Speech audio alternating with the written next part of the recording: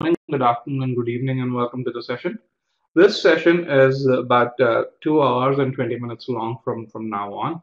And this session will help you understand how to define your own personalized GMAT strategy and then execute it with using a study plan. This is one of the first sessions that we do when we start a new batch. And since this is a free session, this is very, very heavily attended. And for those of you who don't know me, good morning. My name is Rajat Sudana. I am the founder of e-GMAT. Actually, I'm one of the founders of e-GMAT. e-GMAT has three founders. Along with me, I have Ananda Basu, who is one of our subject matter experts. And Ananda would be our co-host today. So let me hide this. So there's less of a disturbance on the screen. So since this is a free session, we actually ask a few leading questions just to understand where you are in your preparation and your relationship with e-GMAT. The first question that we asked is how many days do you have before you take your exam? And if you haven't responded to this question, you can do so even now. So basically, what I find is most of you, about 40% of you, actually have not taken the date yet. So presumably more than 45 days before your exam. Then we have a good number of you who have more than 45 days before your exam. A similar number, more or less, so 22% actually, now the number's gone up, more than 45 days, and I'd say about 19% or about 52 of you who have between 31 to 45 days before your exam. Then we have overall about what 19.3%, a similar number over here, who have 30 days of fear before the exam. If you have less than 40 days before your exam, you're looking for improvement. I'd say a 4 to 5 point improvement on your verbal scale. Look at one of our individual courses or verbal online. If you're more than 40 days or so, you can either look at verbal online or verbal live prep if you're looking for help with GMAT verbal. The second question that we ask is your relationship with e-GMAT. Again, if you haven't responded to this, please do so. So we ask whether you're a verbal live prep student, a student of another course or so, whether you're someone who's registered with e-GMAT, or someone who's heard about this from through GMAT Club, Beat the GMAT, or recommended by a friend. And so you can see that we do have a fair number of e-GMAT students, about 61 e-GMAT students over here. We have about 50 users, and then a fair number of folks who've heard about this session through GMAT. Since that's about what 20, but 60% of you are not registered on our portal. We'll give you a brief intro to what e-GMAT's all about, but spend about 12 minutes over there before we go right to the session. So please bear with me.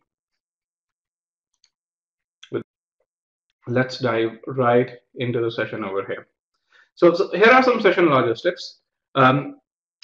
We'll interact with you in a number of ways, and again, I'll try and make sure that we keep this session very, very engaging, and we get inputs from all of you and answer as many questions as possible.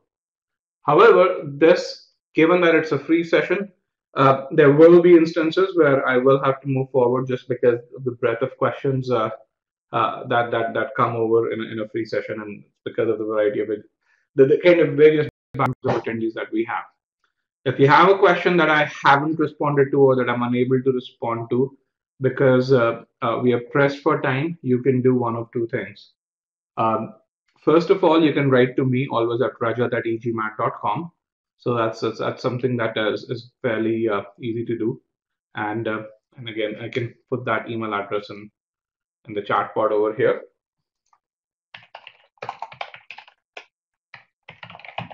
Or write to our support team at support@egmat.com. So one of those two ways. The second thing is, at the end of this session, we will keep about 20 minutes to answer any questions that you have, and if you choose to wait till the end of the session, then I will make sure that your question gets responded. All right. Having said that, let's move right into the session, and we'll start with a brief introduction to e-GMAT. All right.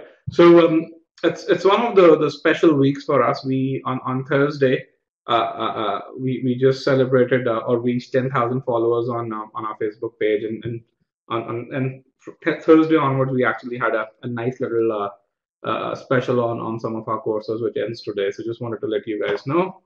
But with that, let's just go into who we are, what we are all about, and then get into the session right away. So this part is going to take about 12 minutes from now on. So e-GMAT as a company, we were founded in September of 2011. And our goal was to help non-natives use the GMAT. And non-natives, as per our definition, is someone who hasn't done his schooling, and when I say schooling, K6 to K12, in USA, UK, or Canada, or Australia. So if you haven't done your K6 to K12 in USA, UK, or Canada, you are a non-native. You are one of or you belong to our target customer segment. Since then, we've helped over 6,000 students and counting. We add about 100 or 110 students every week or so. Our claim to fame is that we have more reviews by non-natives, again, non-natives being the target segment, on major GMAT communities than any other company has. And for example, if you go to GMAT Club, you'd see that we account for a good number of reviews by non-natives. The reason why we are so successful is I think there are a few things, but first of all, for those of you who've taken one of our free trials, what you would really see is that everything that we offer is fantastically audiovisual. So when you study an e-GMAT course, we engage your auditory cortex, your visual cortex, and your ability to read, which makes learning a lot more fun and which makes learning a lot more effective in terms that whatever you learn, you still remember it 2 to 3 days hence. Another piece that is there is an e-GMAT course is designed to be very different from that of a book, where when you read a book, you have a set of content and you've got to go through it with very little feedback. The e-GMAT courses are designed to be more like a private tutor where they give you constant feedback. When you study with a private tutor, he or she evaluates you and gives you constant feedback. And we design our courses in a very similar way where we design them into levels. You take a diagnostic, you fall into a level, and as you progress, you get continuous feedback on how you're doing. So that's something that allows our courses to be much more effective than courses from a typical test prep company. And what makes all of this possible is basically the people behind e-GMAT. While building e-GMAT, we actually had a very different philosophy from what most test prep companies have. We make sure that we hire the best and the brightest, but I think where we are very different is that we ensure everyone who works for e-GMAT works full time, and which is very different from most other test prep companies, because where 80% to 85% of their staff works part time. So again, I talked about most non-native reviews. This is based on the review section from GMAT Club, which is the world's largest community of GMAT test takers. In addition to reviews, for those of you who are familiar with GMAT Club, they have this forum called Share GMAT Experience. e-GMAT students have posted the most number of debriefs over there in the last, I think, 15 months or so. And this is again a data that's computed by GMAT Club, not by us. And again, if you look at the best experience discussion, if you go to the forum right now, and they actually collate the best discussions over the last, I think, 60 days or so, you would find that 4 of them are e-GMAT students out of the 5 over there. So again, a lot of people say, a lot of folks have reviews. Well, what's different about you? And how do I know whether those reviews are true or not? When you go to our site, you see a review of a person, you actually see their LinkedIn contacts. So you can really verify whether there's a real person behind this or not. So that's something that is there. Now, I have a question over here. Can you guys actually see a PPT with LinkedIn on it? Let me just clear the answers, and if you can respond yes or no. Can you guys see a PPT being shared? All right. Guys, don't respond in the Q&A part because I'll have to clear all questions. But It seems about 20% of you are having issues. Let me just cycle the screen and come back to it. And let's take the poll again. Can you guys see the PPT right now with a LinkedIn screen over there? Let's take a poll again.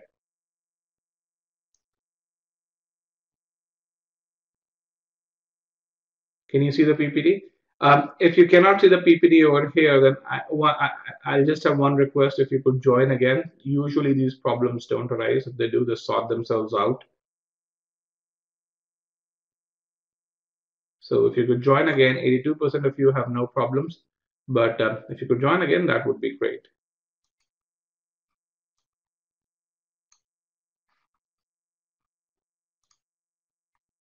So a few more things about e-GMAT faculty. Again, this is a partial list. Actually, next week onwards, you'd see 5 more additions to this list. And the reason is that those are experts in training. And whoever we hire, we actually have them go through a 2-month training program. And this is after the fact that the folks who've done really well either on CAT or GMAT. But fundamentally, I'm not going to go through each one of these experts, but what you really see is every one of us are work for e-GMAT because we love education, we love this other sector, and we love helping you waste the GMAT. Our director of curriculum, for example, Chiranjeev, is a graduate of IIM Ahmedabad. He worked at Yes Bank, he was a banker with them before he joined e-GMAT. Again, you can really see he's the top ranker on CAT, 99.98 percentile, and he has a 770 on GMAT. Similarly, Krishna, again, another top ranker on CAT, graduate of BITS Pilani, and another 760 on GMAT. Again, all of these people work full time for e-GMAT. Similarly, Ananda is one of the top rankers in CAT as well, and he will be starting or he already has started as a full-time expert for the last 2 months or so, but he will assume his duels as a full-time expert once his training is completed, which is in another couple of weeks or so. So a few other achievements by e-GMAT faculty. Again, we were rated as the best in terms of our presentation skills and in terms of our classroom skills on GMAT Club. And this was an open competition that was held by GMAT Club in 2012. We've been a member of the month for the last 18 months, and this has primarily been due to our contributions to on the Verbal Forum, where we have more kudos than any other test prep company has.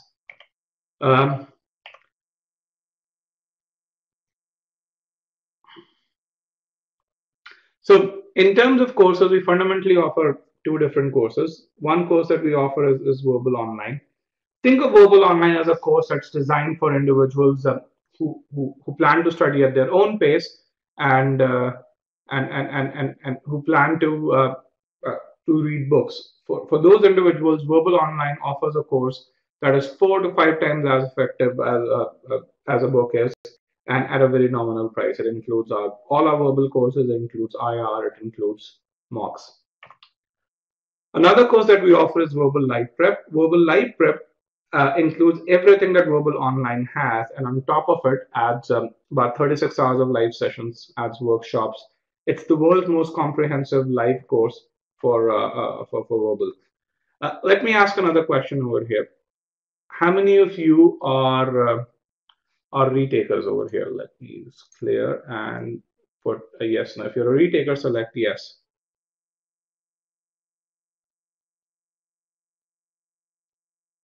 And Dheeraj, the best expert voted by Dheeraj asked a question. The best expert who voted the GMAT faculty as the best expert, it was the GMAT Club community. It was just an open contest. But the question was, in the previous slide, I showed that our experts were rated the best. And the question was, who rated the experts the best? And the answer is, it was the GMAT Club community. This was a 1-week open challenge where the experts from every company presented a 1-hour-long lesson, and the community voted on them. Now, over here, the question really was, are you a retaker? Have you taken the GMAT once? and about 30% of your retakers, at least those who responded. And for retakers, Verbal Life Prep offers a 4-point score improvement guarantee. The guarantee is very simple. If you have a 30 out of 60 on GMAT Verbal, then we guarantee that your score will improve to 34. Otherwise, you get your money back. If you have a 32 out of 60, we guarantee it improves to 36. If you have a 36 out of 60, we guarantee that it will improve to 40. And remember, I said we have this Facebook celebration that ends today. These are the prices for the celebration and that we have. So this is actually our calendar for the May-June batch or so. This is wrong. It shouldn't say April batch calendar. You can really see the batch in a way starts today. From the subject matter session starts next week. We do offer a few free sessions, and here are the list of free sessions that we really have in this.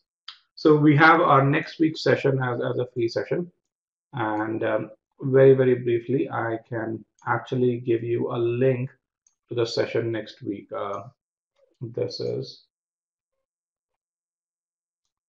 This is a link to the session next week. Here's a link for the next week's session also.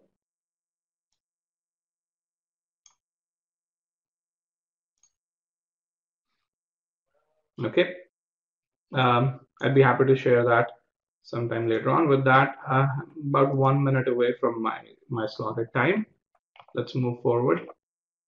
One of the benefits when you join a Verbal Life Prep batch is you get access for 6 months, which means, if you are unable to attend the next batch, you can attend any batch after that for next 6 months. And we usually start a batch every 20 days or so. For example, the next batch is starting on the 1st of June. Just a few more things about Verbal Life Prep. Again, no matter how you compare it, it offers a lot more than what competing courses do.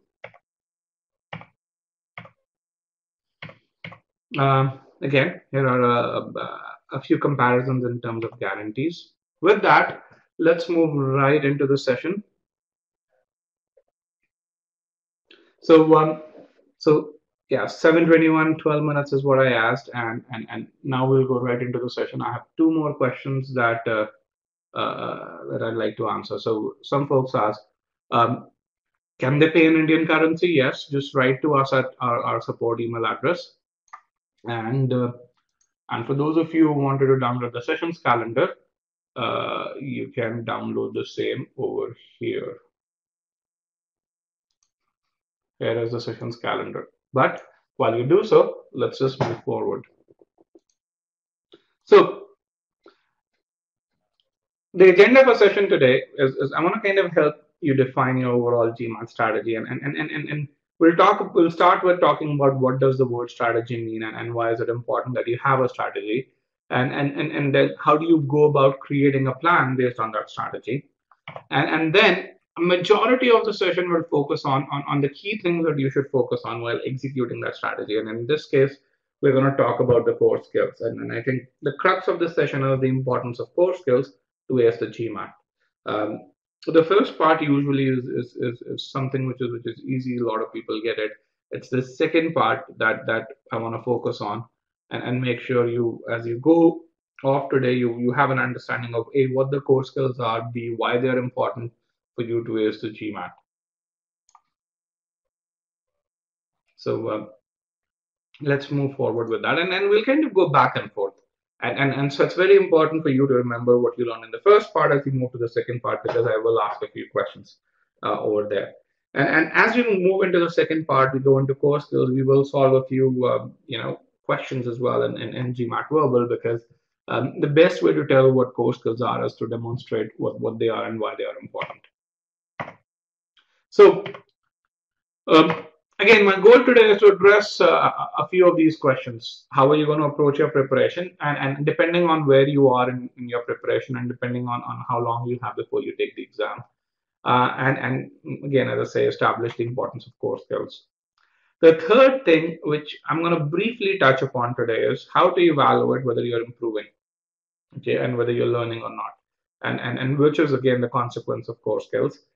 We actually have another free session which is devoted just to point number 3, which is what we call a strategy session 2, where we help our students evaluate their performance and give them feedback on where they need to improve and how can they go about doing so. I think that next session is in about 2 weeks or so. One of the other things that I want to emphasize on today is when you go to a lot of test prep companies, not the good ones, but a lot of not so good test prep companies, what they'll tell you is they'll tell you tricks about the GMAT. They'll teach you time saving techniques. In my opinion, they don't work on the GMAT. GMAT's a very, very sophisticated exam, and they've evolved themselves over the last 15 years or so, where uh, anything that someone tells you is a time saving trick, 99% of the time it's not going to work. So, but having said that, let me prove this to you. So let's go back to the basics and understand um, what is when you see the word strategy, what is it, and why do we need one? So let me just move this over and get in a Q&A pod, a question poll over here. Okay.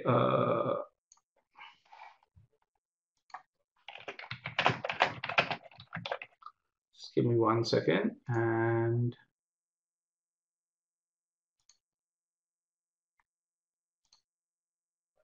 so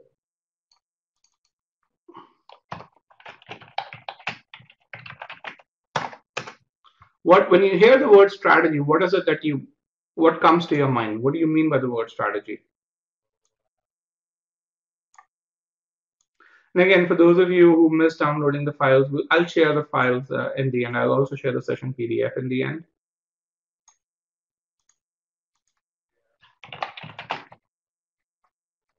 So what do you think about the word strategy? I'm going to just make this bigger so all of you can read this.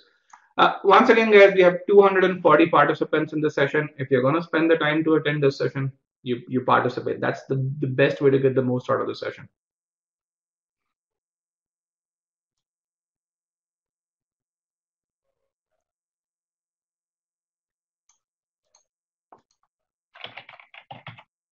So let's get a few more responses. 5, 4, 3, 2, and 1. Let me end the poll. The reason I end the poll is because otherwise it becomes very difficult for you to read it. So I have a few very good answers. Someone says ways to accomplish success, to develop plans, how to achieve target, ways to achieve your goal again, and along very, very similar lines. So layout, strategy and approach. Okay, that's not what I was referring to, but that's also a strategy, definitely a structured plan and plan of action. So I think all of you have a pretty decent idea of what the word strategy is. I'm going to just emphasize on a couple of final points, and then I'm going to go on from there. So a strategy, in my opinion, is and in your opinion as well, from the responses that I read, is a plan of action which is designed to achieve a particular goal. So it's a plan of action with a goal in mind, right? And so we know what a strategy, and I think most of you know that. Let me actually clear your answers. So can someone tell me what is a good strategy? What is a good strategy? So we know what a strategy is. What is a good strategy? Or what are the hallmarks of a good strategy? Or just in general, from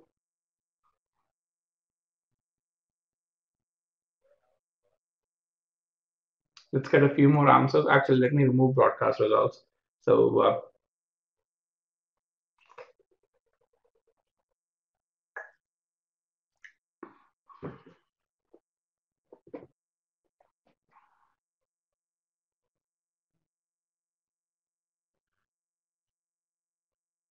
okay, 5, 4, 3, 2, and 1.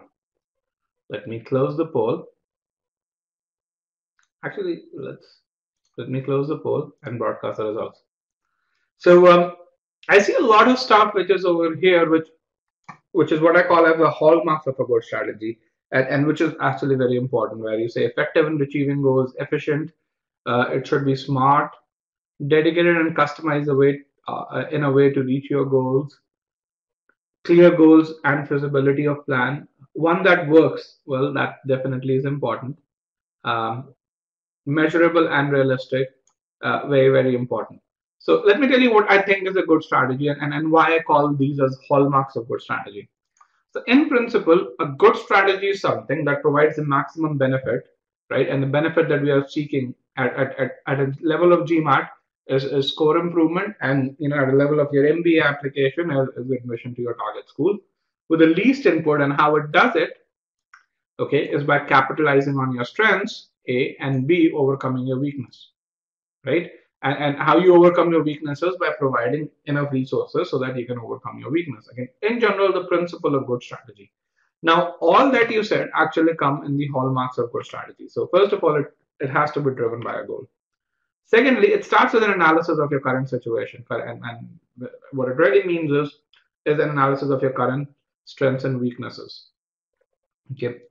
Um, then the third thing is which is I think so. I think most people do this very well. A segment of you do this very well. Where the problem starts is a good strategy should have good assumptions, and this is kind of where I think most people falter. And let me tell you what I mean by good assumptions. A lot of people, so most of you are about 25 years old, or 25 years or older, and you've had a fair amount of life before you. So you know how you learn, and you know what works for you and what doesn't. Most people, when they start preparing for the GMAT, they actually look at a friend and really say, okay, that guy was able to score a 700 or a 740 or a 750 for preparing for just a couple of months or so. Or for example, one of the experts who we would be hiring very soon could actually score a 750 by preparing just for 1 week. So if that person could do it, so could I. And which I think is something where people fall flat on their face, because what works for others may not necessarily work for you. Why? Because you're starting from a different point, and B, because you may have different constraints than what your friend does in terms of the amount of effort that he or she can put in versus what you can put in. So and then the last piece really is basically once you act. So it's very important to get your assumptions right over there. And the last piece is once you've done the top three, you've got to plan and execute. So let me ask this question over here, and I'm going to actually move this one away and bring in the chat pod. The assumption piece, do we do that? Right? The assumptions piece, right? We do that. We go ask our friend and say, oh, you were able to do this in a month. Let me just plan and keep aside a month for that.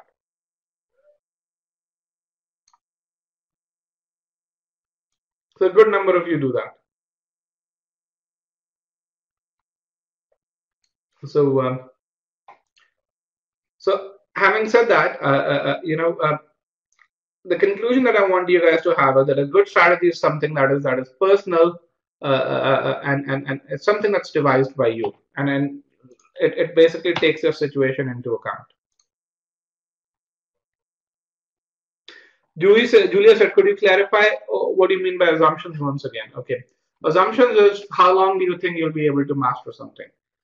Based on either your prior experiences or B, the experiences of a friend.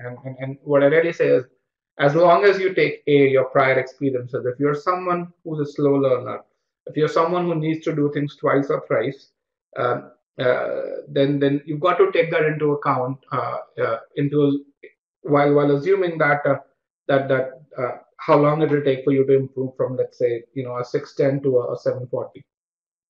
So that's having good assumptions over here helps you reach your goal in the most efficient way. Does that help, Julia? All right. So with that, let's kind of understand a few more things over here. So again, guys, If you're not getting the 279 link, that's because it's only available through a special page. And so, yeah. But let's come back and understand what some of the key terms are. All right. And thank you for your appreciation, Julia. Um, let's look at host's question over here once again. So how many of you understand the term percentile? And again, it's very important, I get a few responses from you. Uh,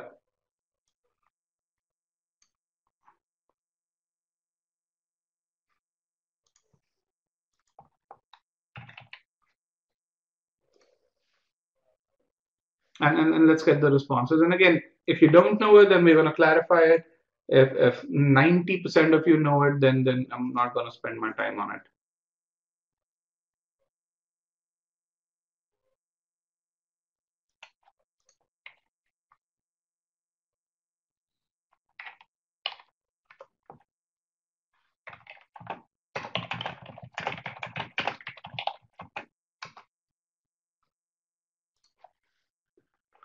All right. So, but 80% of you understand what percentile is. So I'll really talk about very briefly what percentile means. Percentile uh, is your relative rank out of a population. So, for example, typically on an average, there are about 250,000 people who take the GMAT every year, right?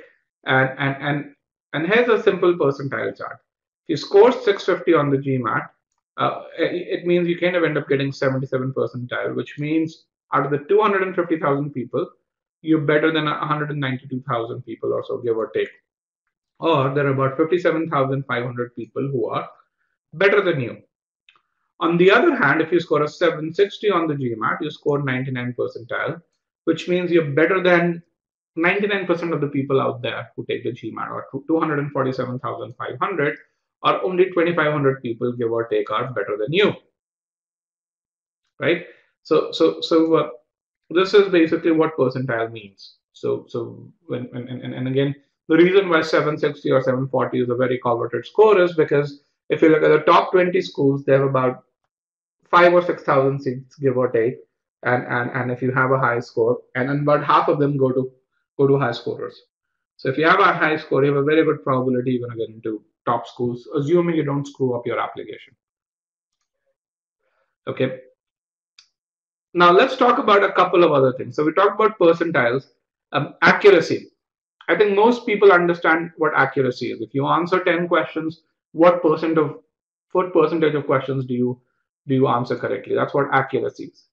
How many of you understand what ability is? Let me clear all answers. Can you guys tell me what is ability? I'm going to open the poll again. I'm sorry. Now you can post in your answers.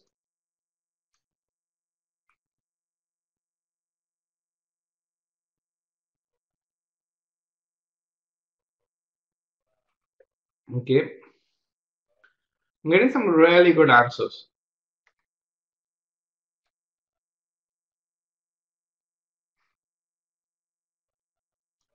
And some really funny answers as well, by the way.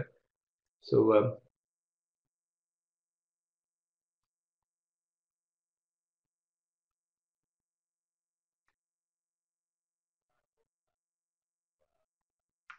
okay, 5, 4, 3, 2, and 1.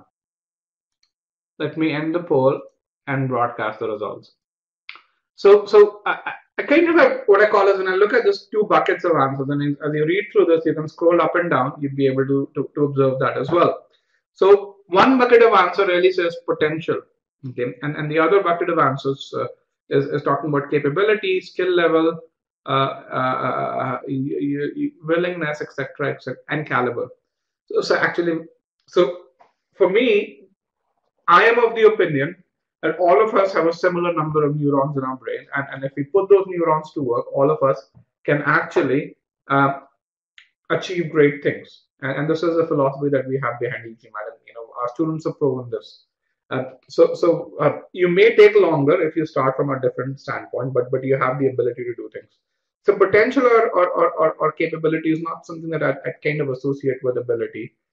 What I call as ability, and in the context of GMAT, is your is your is basically your skill level, or in other words, um, in a more mathematical term, when put in context, your percentile in a particular section. Okay, if you took a quiz and another 1,000 people took a quiz, what would your percentile be? And what I'm going to show in about another 20 minutes or so is why does ability matter a lot more over accuracy? Because a lot of the times what we really say is, hey, I took that quiz, I got 8 out of 10 questions correctly, yet when I take the exam, my overall percentile is 50, and I can't understand why that happens, right? A lot of us do that.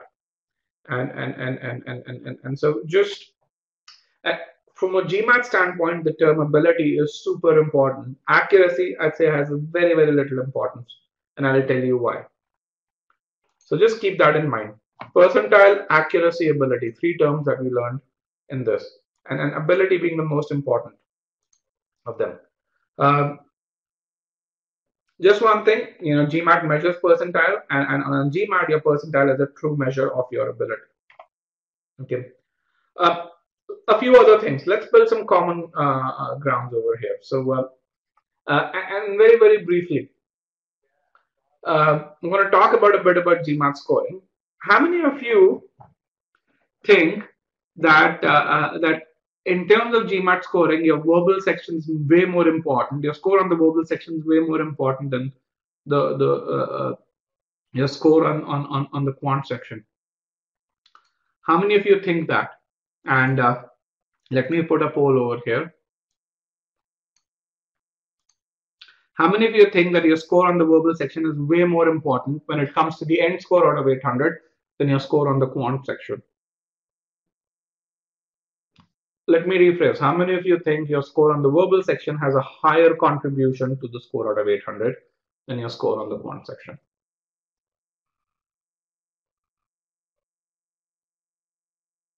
Okay, 5, 4, 3, 2, and 1.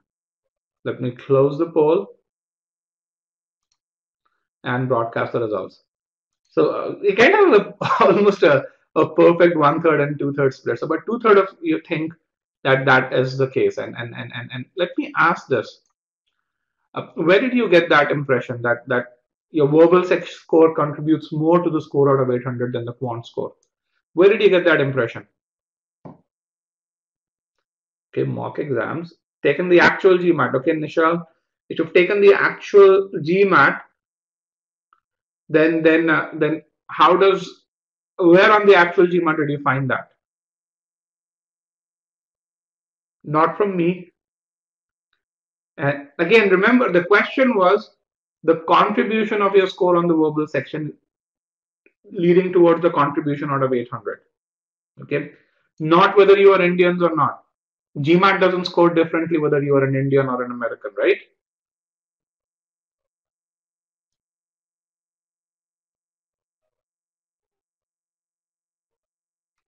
Okay, let's look at a few things, and I have a few answers over here. And a few of you say from website browsing, from experience, confidence in quant verbal is weak. Again, that doesn't mean that is your personal situation, right? That doesn't mean that your score on the quant section doesn't have as much bearing on your score out of 800, right? So let me actually, and the reason I have this is because it's a very, very important point. The truth is actually the opposite. Both, when it comes to your score out of 800, both quant and verbal have an equal weightage. And trust me, no one would want a higher weightage for verbal than I would, because we are a company that focuses just on GMAT verbal, right? But the reason why I'm bringing this up over here is because let me ask another question over here.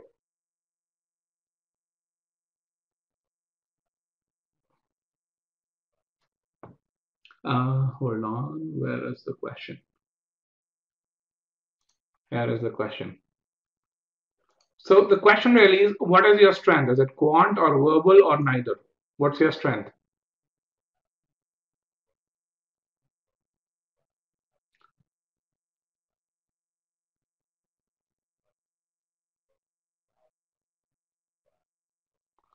5, 4, 3, 2, and 1. Let me close the poll. So 60% of the folks over here say quant is their strength, and that's our typical breakout of our customer segment is 70% of think quant is their strength, and quant is the strength for 70% of our customers. And basically, what really happens is when people have this impression, and a lot of our students did have this impression early on, they actually don't spend enough time on quant. And in the end, they come to us and they really say, we scored a 40 on verbal, which is 90 percentile, and a 47 on quant, which by the way is about I think 75 percentile or so. And by the way, I end up getting a 720. And when I ask them, hey, why is it that you've only scored 70 or 75 percentile on quant, given that that person has a background either from an IIT, which is or an RSC, both of which are very good colleges in India and are very quant focused institutions.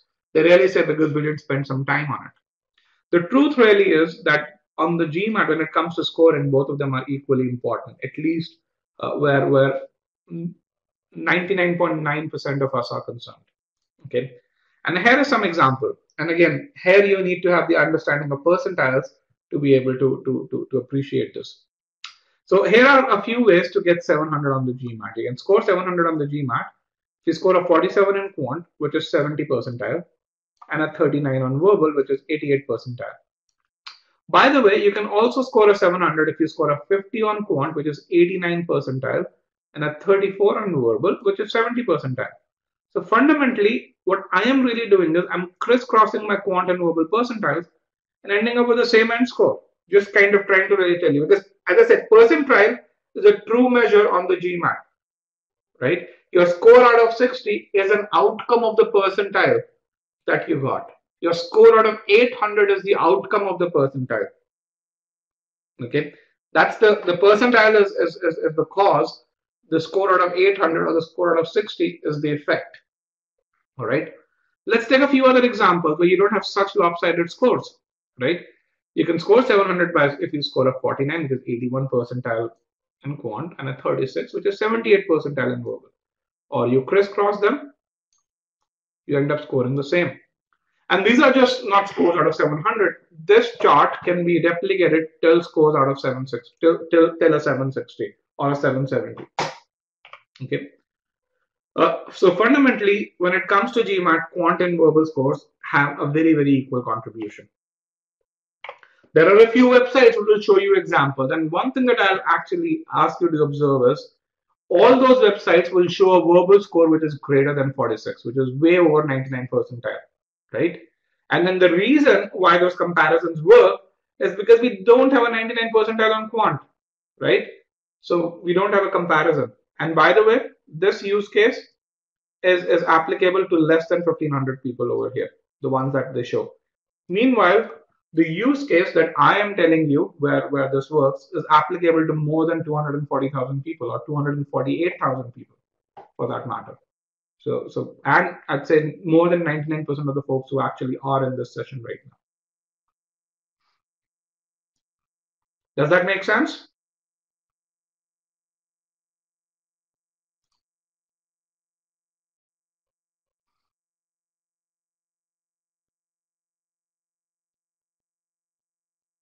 Okay, so let's just move on. And guys, I see a lot of questions which are about buying the courses. Again, I'd be happy to answer those towards the end. So another myth that is there is that and we've already kind of discussed this one. The second myth that is there is that an 80-80 split is very important to get admission into a good B school. And for those of you who don't know what an 80-80 split is, people say that it's very important to score at least 80 percentile in quant and at least 80 percentile in verbal to actually be able to get into a top 10 business school. Barring NCR, the only place where I've seen this to be super important is NCR. Barring that, I haven't seen any other school take that, consider this to be important. In fact, we've had students who've scored a 660 and have been able to get into Harvard because they had a fantastic background. And I've had students who've had balanced scores, but but haven't been able to get into 4 out of 5 top schools. Again, uh, the 80-80 split is not important. The end result is your overall GMAT score is way more important. And if you want to really figure out why this is the case, all of you must attend some admission events or should attend some admission events if you haven't, and ask any admission committee over there. Hey, if you have two students, one with a 700 with a lopsided score, and another with a 670 with more or less a balanced score, who would you prefer? And 9 out of 10, 95 out of 100 outcomes would say the guy with the 700 score.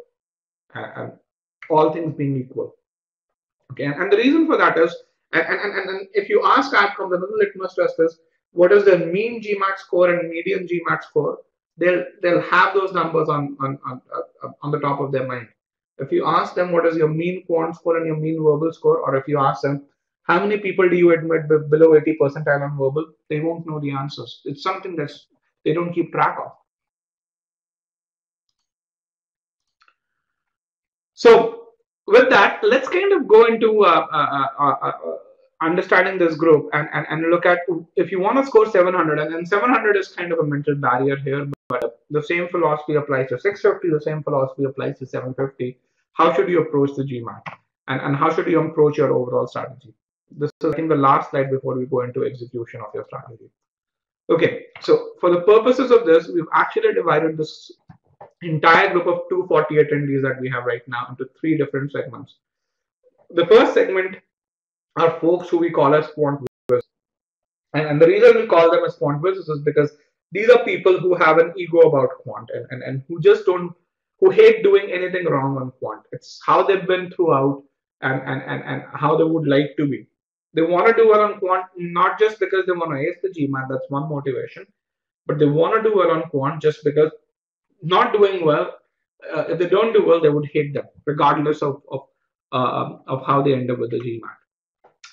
The second segment that we have over here is that of an engineer. Now, an engineer is also someone who's very good in quant, but he or she doesn't have that ego about quant. Okay, so that kind of what distinguishes an engineer from a quant whiz. And the last segment that we have is a commerce or an art student. Now, we are typecasting people over here, and I think for our purposes, that serves us well. So for a definition, a commerce and an art student is someone who actually is not good in math. If you are a commerce and an art student, and if you're really good in math, you actually would belong to one of these 2 buckets. Okay, so depending on whether you consider yourself to be a quant whiz or an engineer. And again, remember, our definition of strategy was, or a good strategy was, someone that maximizes your strength and makes sure that you overcome your weakness, right? Or put enough resources to overcome your weakness. So with that, let's kind of move forward. If you're a quant whiz, you definitely should aim for a very high score in quant, and your strategy has to be quant driven when it comes to scoring 700. For you, even before you start preparing for verbal, make sure you are able to get a 49 on quant in one of your mock tests. If you are an engineer, again, your strategy should still be quant driven. You are still someone who actually can do quite well on quant and should be able to do quite well on quant. And again, my goal really is for you to actually have covered quant to a certain degree before you actually move over to doing verbal. And again, the reason I say for these 2 segments, and the reason I separate them out is that engineers can get to a Q49. The chasm or the jump from a Q49 to a Q50 is something that requires a lot more effort than what you would think for just 1 point. On the other hand, if you are a quant whiz, that jump would actually require a lot less time, and effort in terms of my opinion is time. Okay, and that's just how GMAT scoring works. If you're a commerce or an art student, on the other hand, your strategy, or someone who's not strong in quant, then your strategy is probably verbal driven, so quant doesn't matter. And the reason I really say start with quant first before going on to verbal is because if you are a quant whiz or an engineer, it's going to take you 7 to 9 days to get done with quant, and then you will be able to focus all your energy on verbal, and which I think is a lot more efficient.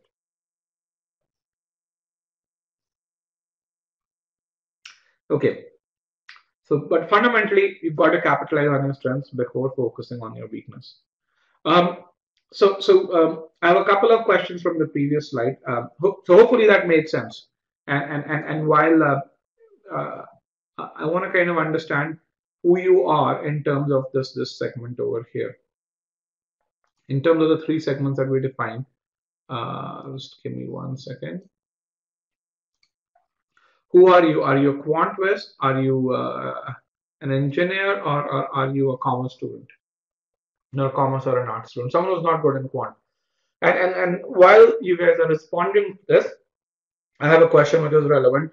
Can I elaborate on the exception with INSEAD?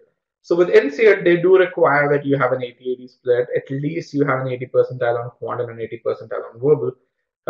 However, in my opinion, that requirement is more stringent because they admit a lot of French nationals, and where they want to make sure that they have proficiency in English.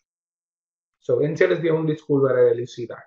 In fact, there are a number of other schools who would really wonder about your ability if you have a low score on quant. And these are programs such as Stern School of Business or MIT, which are a lot more quant focused. All right, let me broadcast the results. And we have a few quant quizzes, about 14 of you, but 123 of you, about 74% of you are engineers. And then we do have, a few commerce and art students as well. So again, kind of tells me the breakup of the group. Thank you very much. So, regardless of who you are, when you start studying for verbal, you should have a kind of a two-level high phase, a two-level or a two-phase study plan that you should have. In the first phase, your emphasis should be on learning core skills, and this is for people who are starting their preparation. If you're someone who has 30 days before your exam, you probably have learned most of your core skills, and you've done some of your refinement and improvement as well. So this part is strictly for those who are going to be starting our VLP batch and want to capitalize and ace verbal in the next 45 to 50 days or so. So we kind of define learning in two phases: learning core skills and refining and improving. And overall, this if you are in one of those two buckets where you are a quant whiz or an engineer, you should account for about 160 to 170 hours to ace the GMAT. If you are someone who needs to work a lot in both quant and verbal, I think about 200 to 225 hours, 200 to 225 hours is what you should account for while preparing for the GMAT. This is especially for non-natives. Okay. In terms of when should you be taking your mocks, I think these are the times when you should take your mock. You should definitely start with a mock test, whether you take this as one of the GMAT prep mocks or the paper-based mock that is available in OG13. I think either one is good, but evaluate yourself and get a score. Let me ask this. I think it's an interesting point to get some data. How many of you have taken a mock test and how many of you have taken a mock test and if so, how many of you just started your preparation of taking a mock test, and if so, what was your score? If you would be kind enough to share that with us over here. So this mock 0 score is what I'm really concerned about. The mock 0 score, not your score after taking 5 mocks, but the mock 0 score.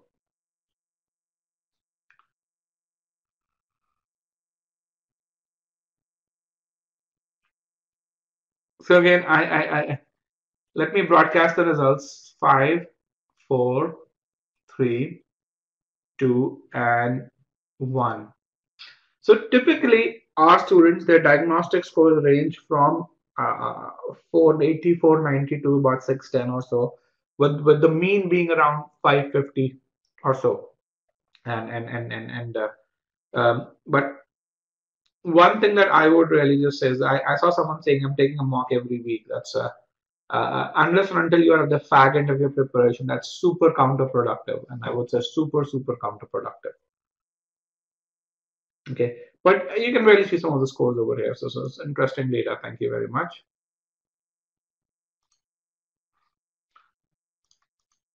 So for most not working professionals, we assume you guys can put in 20 hours per week, and hence we design our courses to last about 50 days or so.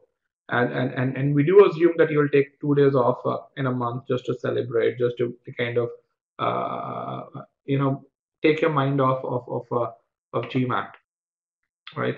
Um, but here are some takeaways in terms of when you should think about preparing for the GMAT if you're just starting, right? If you're dedicated, if you've worked, or if you are in a situation where you can, work full time on studying, preparing for the GMAT, then you can do this a lot sooner. But if you're a working professional, which 99% of our students are, make sure you keep about 45 days for verbal and about another 10 to 15 days for quant.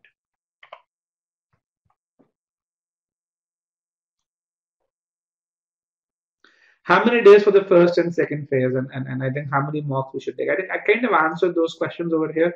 Now, I don't like to spend time in terms of days or specify times in terms of days. So about 2 years ago, when I started doing this session, I used to do that, and and and um, and I used to have about 30 days over here and another 20 days in the 60 hours portion. But as we got more and more success and failure from students, we kind of realized specifying so was not the right thing. We've had students who actually were able to finish this first phase and the second phase in as little as 15 days because they worked full time and ended up scoring a 730 or a 740. On the other hand, we've had students who were not, I would say, very dedicated and took about 6 months and couldn't complete the two phases. So it really depends on how diligent you are, and that's why I think specifying times in terms of total number of productive hours is a lot more scientific than just really saying these are the number of days. If you are to approximately calculate, 80 hours is equal to about 25 days or so, give or take, because you can do about 2 hours a day. OG is the official guide.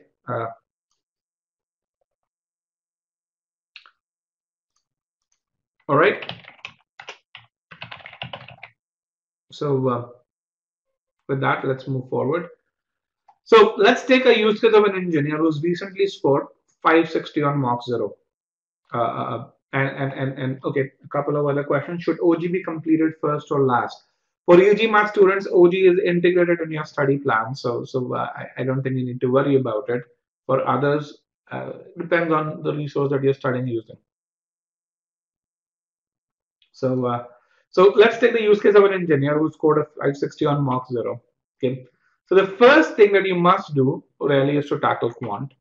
And then you should actually study either SC or CR based on the SC study plan or CR study plan, and then study RC. How should you tackle quant? You should tackle quant based on mock and study the corresponding courses based on the study plans that you receive from us. How much time you should need? If you're an engineer, about 20 hours or so should be enough to tackle quant. And you can really see the corresponding times for the study plans. Now, these times include all the learning and times for all the practice and times for solving all the OG questions. So it's these are very, very comprehensive times that we kind of put in over here.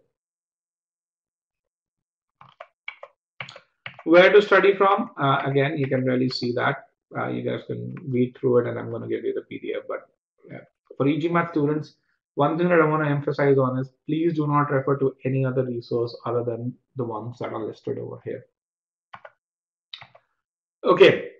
Yes, make sure you use the study plans. They are there on our blog. If you don't have them, I think you can go to egmat.com/blogs.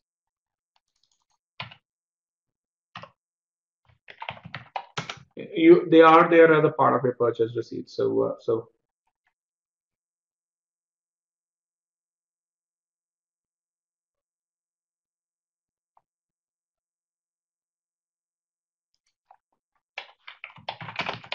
just 1 second, guys.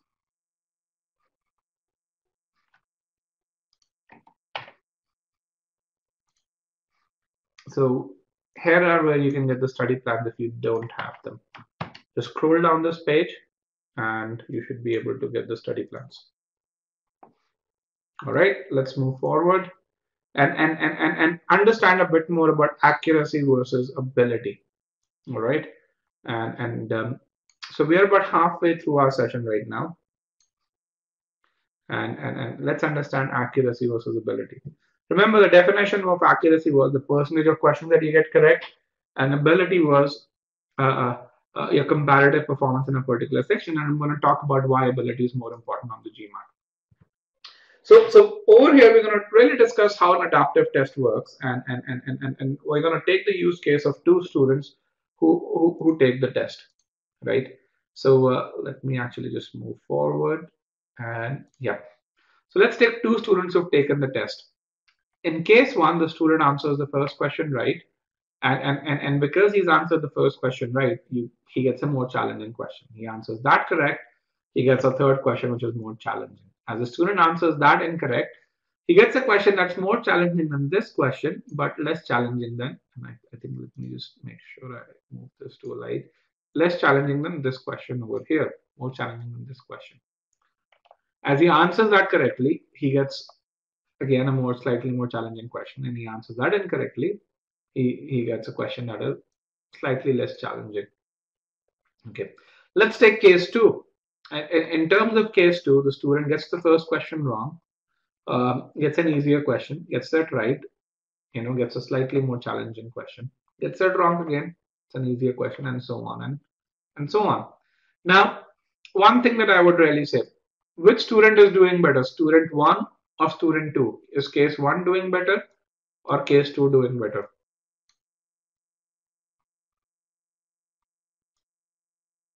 One's doing better, right?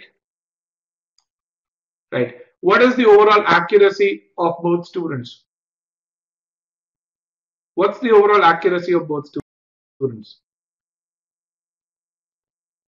It's the same, it's 60%. It's 60%, right? Both of them have answered 3 out of 5 questions correctly, right? And yet, student 1 score is over here. Remember, they started from the base score, whereas student 2 score is over here, right? So how the same accuracy actually can lead to very, very different end scores. And the reason why student one's doing better is because he's able to answer questions of higher difficulty correct, which means overall student one has more ability than student two, or case one has more ability than case two. This is just hypothetically how the GMAT works, right? Um, and again, all the 5 questions that student one got were above average difficulty level. Remember, we have the average line over here, right? And whereas student two only got one question, which was the first which was above average difficulty level. So to do well on the GMAT, you actually have 2 challenges. The first challenge is to get difficult questions. Every question slot is an opportunity. You've got to get a difficult question over here. And the second challenge is to make sure you answer those questions correctly. Now, in our offering, after you do the first phase where you learn the core skills, we actually have workshops where we evaluate you. And in the workshops, we have a mix of easy, medium, difficult questions, and we have different weights assigned to them. When you take a workshop, the end score that you get is an ability in sentence correction, an ability in critical reasoning, an ability in reading comprehension, and it tells you your propensity to A, get those difficult questions, and B, answer them correctly, which is very, very important. I mean, that's kind of what matters on the GMAT. So here is some real data. Here is a GMAT prep here is a chart of 41 questions on GMAT verbal and a result of GMAT prep exam, which was submitted by one of our students. And the 2 attempts are, both of them are his own attempts. Okay. And one of the things that you would really see is, barring the first 2 questions over here, his accuracy in both of them, in both the exams, is very, very similar. So over here, he's answered what, I think 9 out of 41 questions incorrectly, 3 to 5 and 4, 9 out of 41. And over here, after question number 10, he's answered 9 out of 41 as well. And he's got 2 additional incorrect. Can someone guess what is the difference in scores of these? Both of them are GMAT prep exams, so scored exactly similarly. Can someone really say, if this is exam 1 and this is exam 2, if this is exam 1 and this is exam 2, can someone guess how much did he score? Yes, one is better, but to what extent? Remember, you can't really say 100 points because you're talking about percentiles over here. So you can't really talk about a score out of 800. You can talk purely about a score from, okay, 15 percentile, 40 percentiles. All right, let's kind of look at this. Let me just show you the data. So again, both of them at 71% accuracy post question number 10, right? In this part over here, this guy scored a 32, which by the way, if you take the percentile chart, is I think it's about 50 something percentile. If I remember, I think we'll have the numbers. Over here, this guy scored a 43. And just in terms of pure percentiles, uh, he had a 97 percentile over here, whereas he had a 65 percentile. So over here, what the test said is your rank is 7,500 out of all the GMAT test takers, and over here, your rank is 87,500.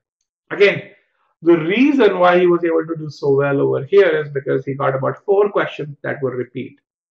Okay, and what that allowed him to do was to answer all the first few questions correctly, which meant he got a lot more difficult questions over here. Okay, over here he didn't get any repeat, and you can really see how this test was a true test or a truer test of his ability.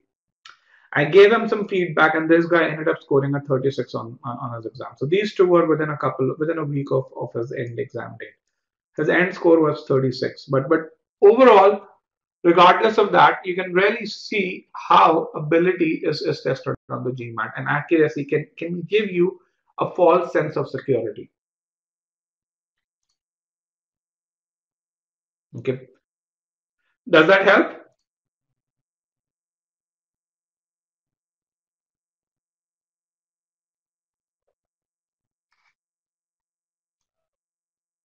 Okay, now let acing the first 10 questions. A lot of people kind of have this takeaway, and that's why we have this slide over here. So benefits of doing well. Yes, if you do well on the first 10 questions, you definitely do well on the exam, and that's been proven by a lot of research that has been done. So here is some data over here where if you actually get if you take the 41 question on the GMAT and if you answer every question from 30th to 41st incorrect, you still score a V38, which is 83 percentile. If you get consecutive 11 incorrect in the middle from 20 to 31, you still get the same score. However, if you get the first 11 incorrect and answer 30 questions correctly after that, you still end up with V22, which is 27 percentile. Again, this is all done on GMAT prep. So very, very representative of the actual GMAT. And if you actually get the first 6 incorrect and the remaining others correct, you just get a V33. So yes, it's important to get the first questions correct because the GMAT actually looks at your ability or calculates your ability early on. And if you think about it, it makes sense. If you got the first question is of an average difficulty level, if you got the first 4 incorrect, which means you were even answering the easiest questions incorrectly, then suddenly from question number 5, you're not going to become a Superman and start answering every question correctly, right? That doesn't happen. And so a computer only tries to tell you or assess you, assuming that you're a normal individual, assuming that you haven't taken a super energy drink or something, right? So doing well on the first few questions is important. However, this doesn't mean that you spend an inordinate amount of time on the first few questions. Um, in our experiments, even when people spend 50% more time than average on the first few questions, their improvement in accuracy, their improvement in ability is very, very, very little. On the other hand, if people have their fundamentals in place, then you're able to answer the first few questions correctly and you're able to get a much higher score.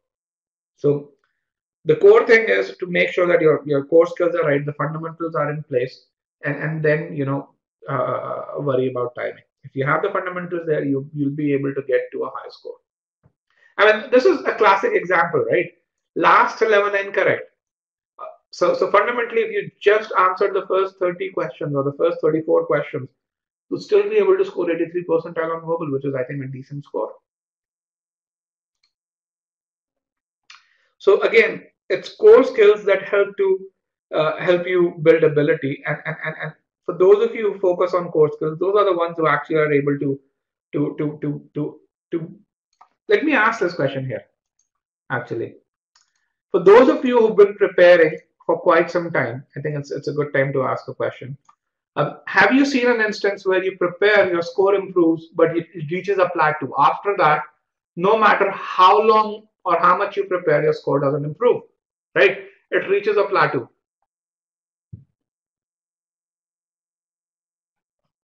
Let's get a few more answers.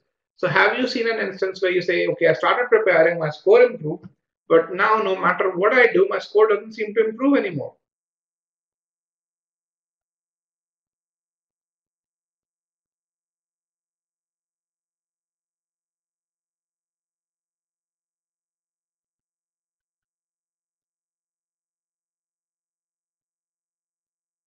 Right? So what 82% of you have seen this. And guys, please, I have about 200 folks in this session. Let's get a few more responses here.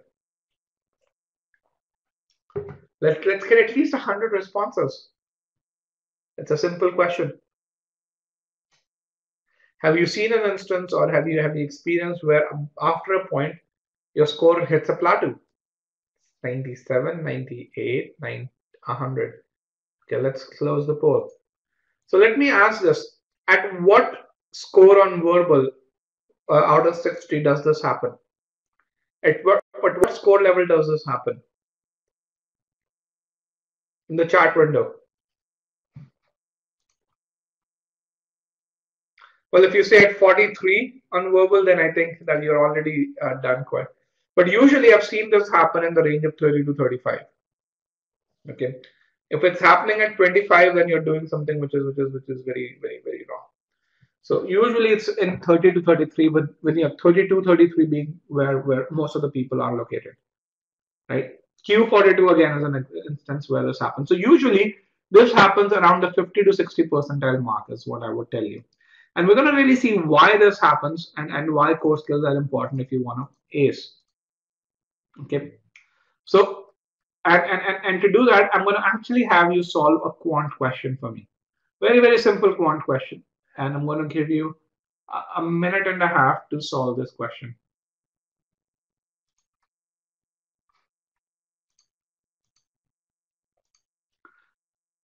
Let's see if you're able to solve this question or not. A minute and a half.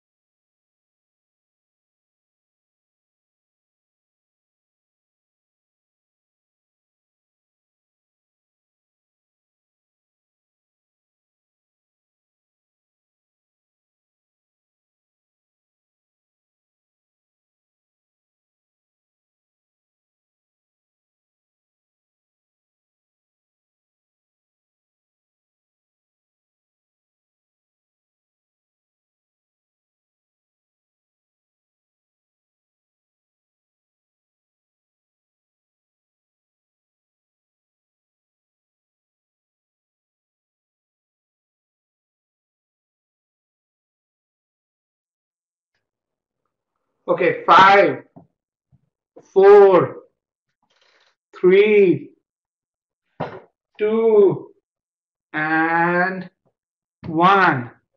Let me close the poll. Okay, let me ask another question, and I think I'm going to broadcast the results over here. And the other question that is there is, how did you solve this? So what was the approach that you took to solve these questions, to solve this question? And the three answers that are there are by making equations, by number substitution, or if you had a formula. So take about 15 seconds to answer this question.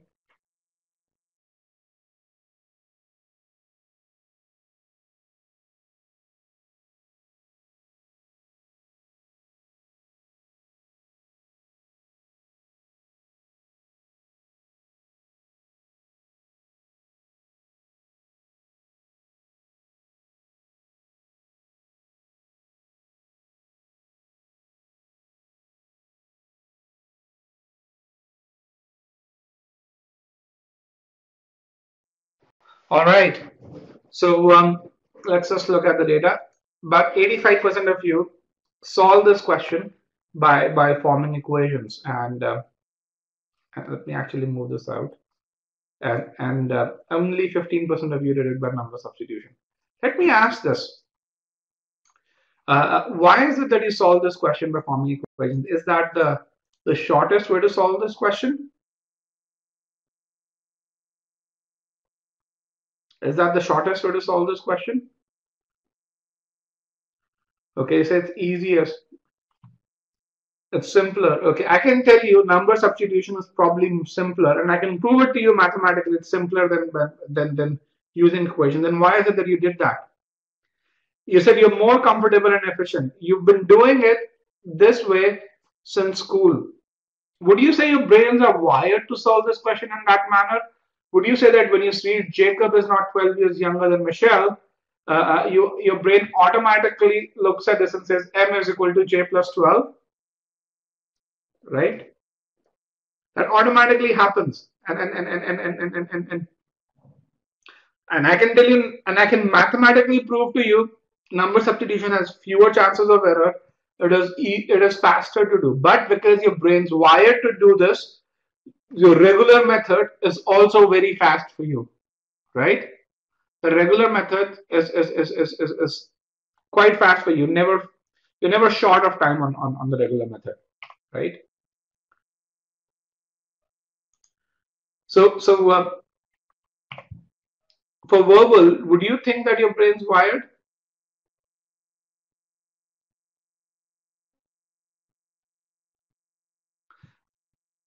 Of course. All right. A big no. All right. So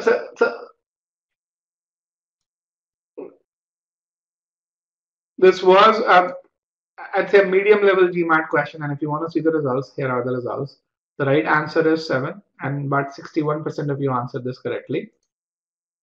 But again, this is not the question that I'm going to discuss. Here is the solution, by the way, for those of you who want to look at it. But fundamentally, the discussion is about core skills, right? And let's bring in the chat part and understand what are some of the core skills that you need to solve this question. What are some of the core skills that you need to solve? And to some of those. What are some of the core skills that you need to solve a question such as this one?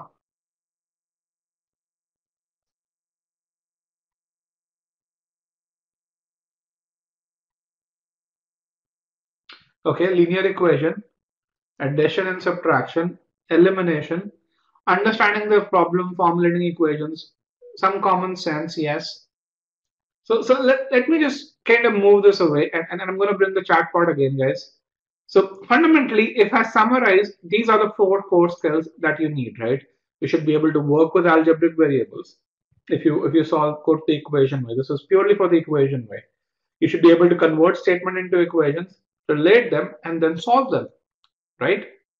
These are the 4 core skills. If you're able to do this, you should be able to solve this question. Happen? Can you tell me if the core skill that you lagged on was this over here, and the core skill that you practiced on was this? What would happen? What would really happen? If the core skill that you lacked was question number 2, whereas the one that you practiced was question number 4. No improvement, right? Disaster, low accuracy. Now, coming back to a question that I asked 5 minutes ago, where I said, have you seen an instance where your score improves to a certain point and then hits a plateau? Right? The reason it hits a plateau is because this is what you do on verbal. This is precisely what you do, and I'm going to prove this to you. Okay. So just keep that in mind. Okay. Another interesting thing. Okay. So when do you think uh, uh, uh, uh, natives or people who do their schooling in US, and I call them natives, is not, in America, natives are native Indians, or American Indians, but natives as in Americans or Britishers who do their schooling here. When do you think they learn the core skills for verbal? In what grade? Just guess.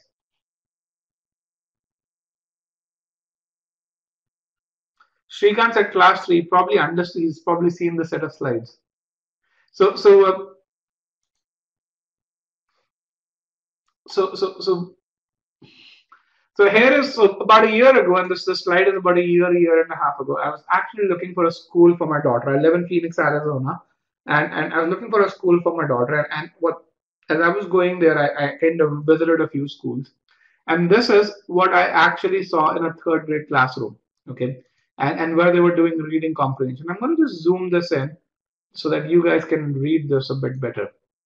When they were looking at reading comprehension, and here are some of the reading strategies that they were looking at. They were looking at the skills that they were trying to build were compare and contrast. They're trying to look at cause and effect reasoning. They're trying to differentiate between what is a fact versus what an opinion is. They were trying to understand how do you make inferences, how do you come out with main idea, how do you draw conclusions. This is a third grade classroom, by the way. I mean, the moment I saw this, like, this is what we do in GMAT, of course, at a very high level, but fundamentally the skills are the same. In terms of the strategies that they were looking at, making connections, making predictions, asking the right questions, visualizing and clarifying, right? So again, you can really see how the core skills, like as the core skills for quant are taught to us from get go, the core skills for verbal are taught to natives from get go. Okay. Um, and again, it's one of those things, you actually look at this and you really say, okay, wow, this is I mean, you yesterday itself, I was actually playing the sentence structure file, and my daughter is now 6.5 years old. She's in first grade right now. I was playing the sentence structure file in which we had, exercises where we had a sentence with a subject but without a verb. And as that file was playing, because the file is audio-visual, my daughter heard it and he said, "Daddy, that doesn't make any sense. That sentence doesn't make any sense because it doesn't have a verb."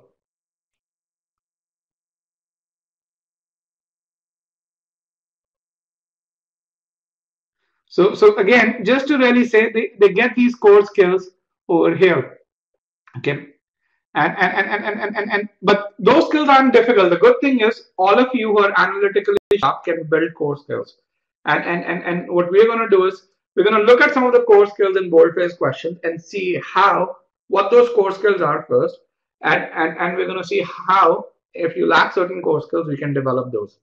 Okay. So, but before I do that, who loves boldface questions? Who loves boldface questions? And by the way, Kanan, my daughter didn't learn anything from us. We don't have time to teach our daughter. So, all right, a few of them love.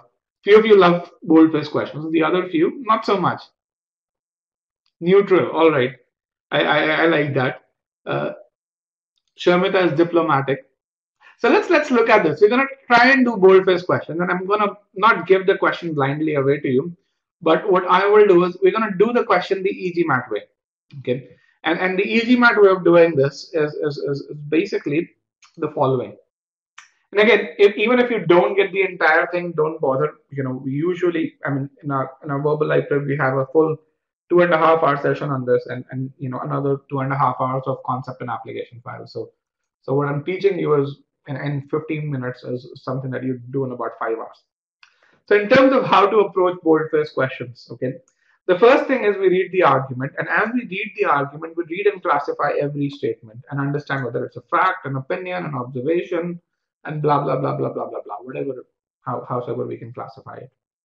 And then as you read the argument, we actually see how does it relate to, as we read various statements in the argument, we see how does it relate to various other statements or preceding statements.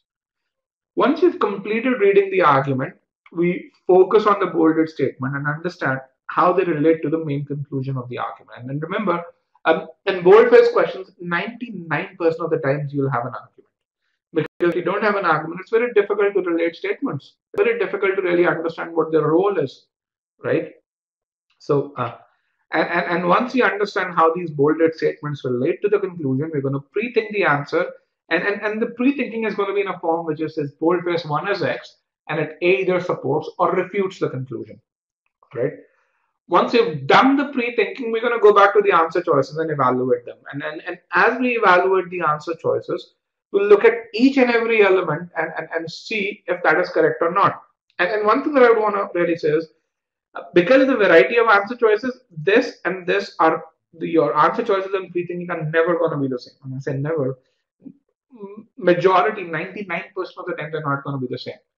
But because you've done this pre-thinking, it will allow you to evaluate each and every element over there. Okay. With that, let's move into the question, and we're going to look at each and every statement over here. So stay with me throughout this session, okay? So let's look at the first statement. Stock prices of companies, which companies? Companies that exceed $100 billion in revenue, also called extremely large caps, rarely beat the market over a 5-year period. So the first thing over here, what does the word that mean? What is the role of the word that in CR? What is the role of that do in CR? It's a modifier. It's what kind of a modifier it is? It's a segmentation word, Jitendra. Who said this? Shashank. Thank you. Yes. When it comes to CR, relative pronoun modifiers such as that, which, etc., work as segmentations. And then kind of think about how this works, right? Stock prices of companies. Which companies? Companies that exceed $100 billion in revenue. So we're not talking about all the companies in the universe over there. Only a segment of companies that exceed $100 billion in revenues, which are also called extremely large caps. Those stock prices rarely beat the market over a 5-year period, right? It limits the scope. We're talking about that set of companies only. If this were a strengthen or a weaken question, they would actually talk about other companies and try to strengthen the argument, which would be actually outside the scope, right? But coming back to the boldface part of things. So what does this statement present? What is it? And when you try and classify a statement, you can't really call it a premise right now because you don't know what the conclusion is. And what's the definition of a premise? What is the definition of a premise?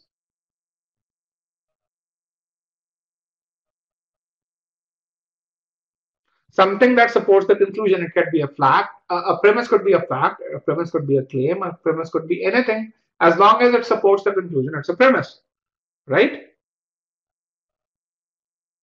Something on which the conclusion is built.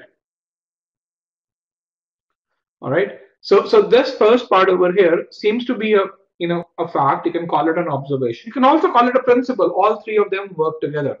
Stock prices of companies, also called ELCs, rarely beat the market over a 5-year period. This has happened. It's given as a fact to you. It's an observation. And this also is written the way a principle would be written. Okay, so all three of them are correct. Then let's move forward and let me actually just clear this. It is commonly thought that this happens because the company is too big to grow faster than the overall market. So what is this part over here? What is this part? It's a claim. Whose claim is this? Whose claim is this, or whose observation, or whose belief is this? Whose belief is this? It's not the author's. See how this language is written. It's not the author's belief. It is commonly thought means it's someone else's belief. Maybe it's a general belief. right? The world's belief, you could call it that. But it definitely doesn't seem to be the author's belief. How would the author write it if it were the author's belief? The author would simply say, this happens because the overall company is too big to grow faster than the market, right? So the author lists a general belief, right, or a general perception.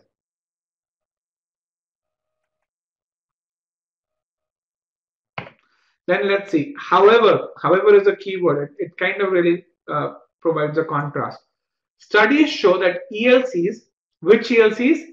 Again, we have a segment of a segment. Which ELCs? ELCs that provide higher returns than the market over a 5-year period. A majority of them are run by their founders. So what is happening in this statement over here? Kshitij, there is no revenue here. We actually have a contrast. We have a segment of ELCs right now, and the author presents a fact and says it seems to be a segment of ELCs that seem to beat the market over a 5-year period. And the thing about that segment is that a majority of them are run by their founders, right? So the author really lists an exception, and the boldface is a characteristic of that exception.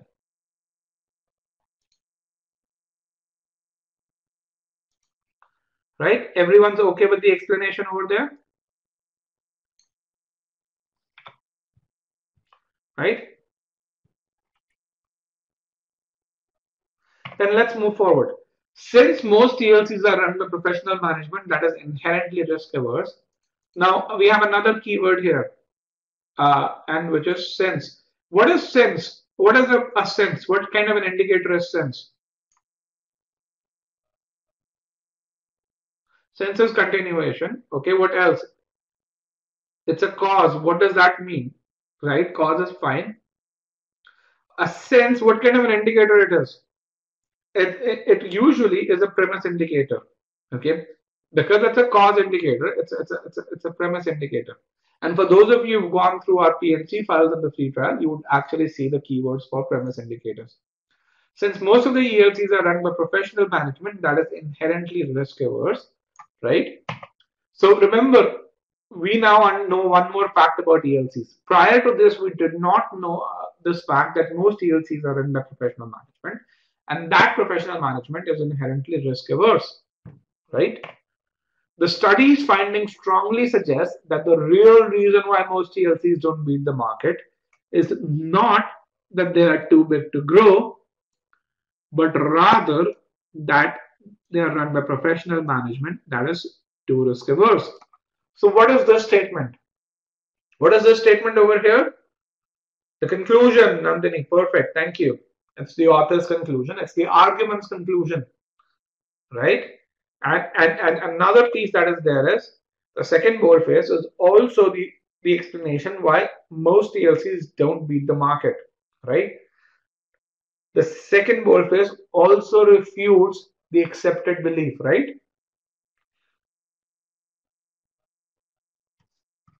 What is the accepted belief over here?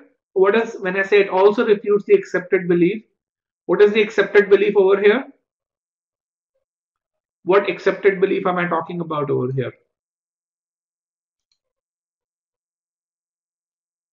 Too big to grow. Thank you. Right? Okay, so we've kind of understood the argument right now. Okay, and let's kind of understand what is boldface one and what is boldface two, right?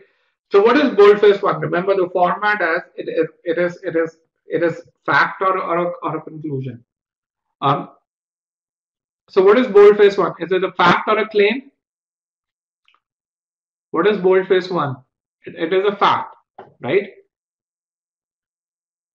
It is a fact. Now, does boldface one, and I'm going to actually put in a poll question over here. Let's put in a poll question. Hold on.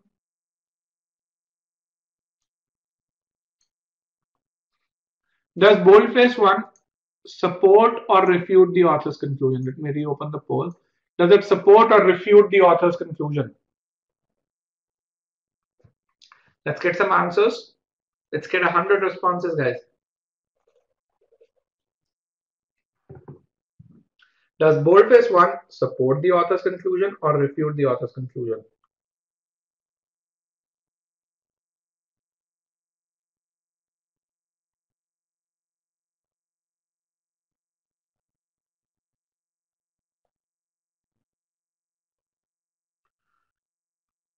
All right, let me broadcast the results. 5, 4, take a stand, guys. 3, 2, and 1. Let me end the poll. We actually got over 100 responses, and 69% of you, or 68% of you think it supports the conclusion, and but 32% of you think it refutes the conclusion.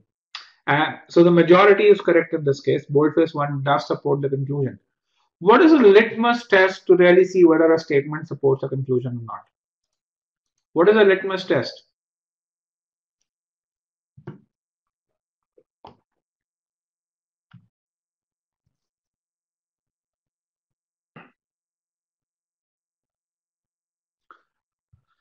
Okay, flip it. All right.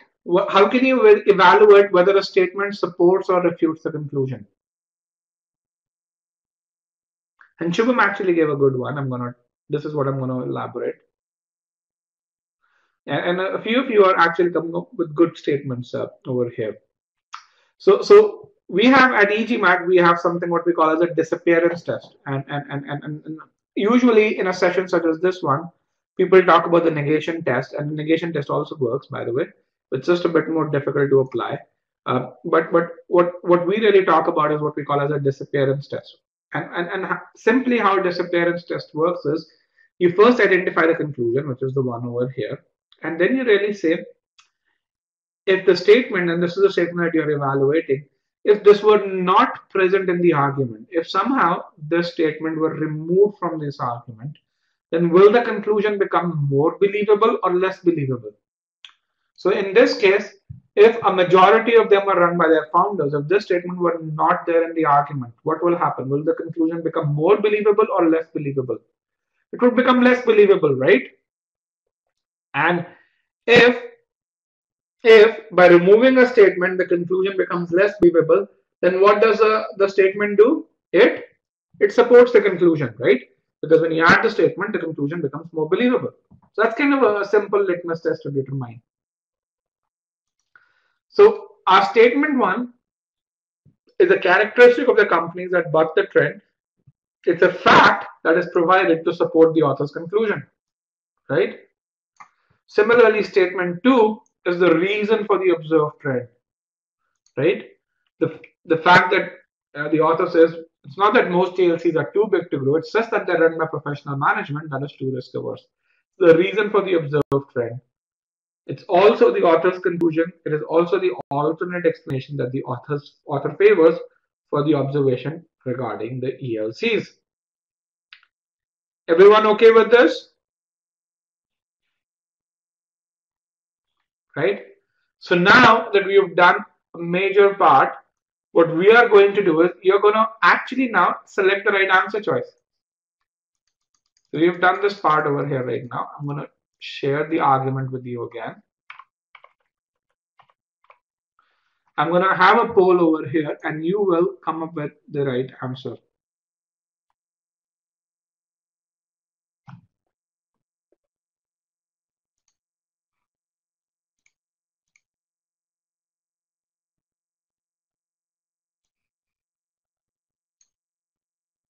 So you have a minute and a half, or actually let's take 2 minutes to answer this question.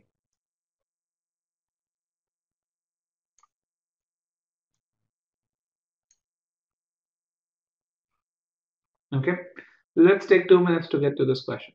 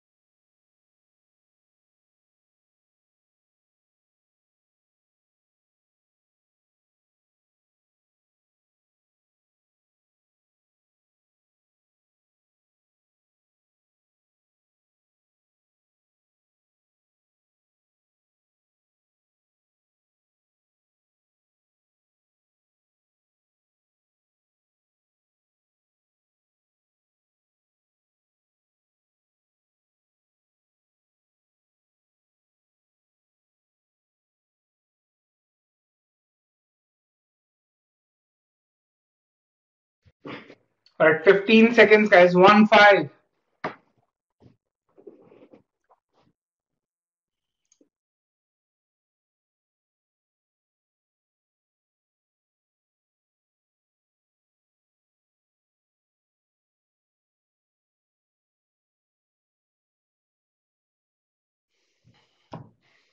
All right, 5, 4. Get those answers in. 3, 2, and 1. Let me close the poll.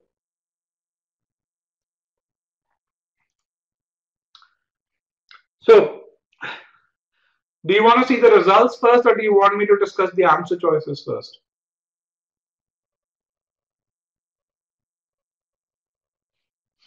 All right, everyone wants the results first. Okay, so here are the results. Choice C, which is the correct answer, was the most popular choice. About half of you got it right, and so reasonably, this question was a 650 level question, and so yeah.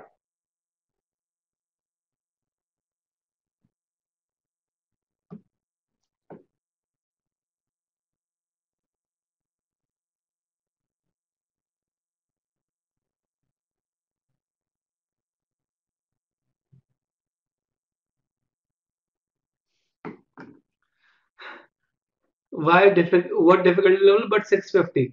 So let's look at this. Let's discuss this. Okay.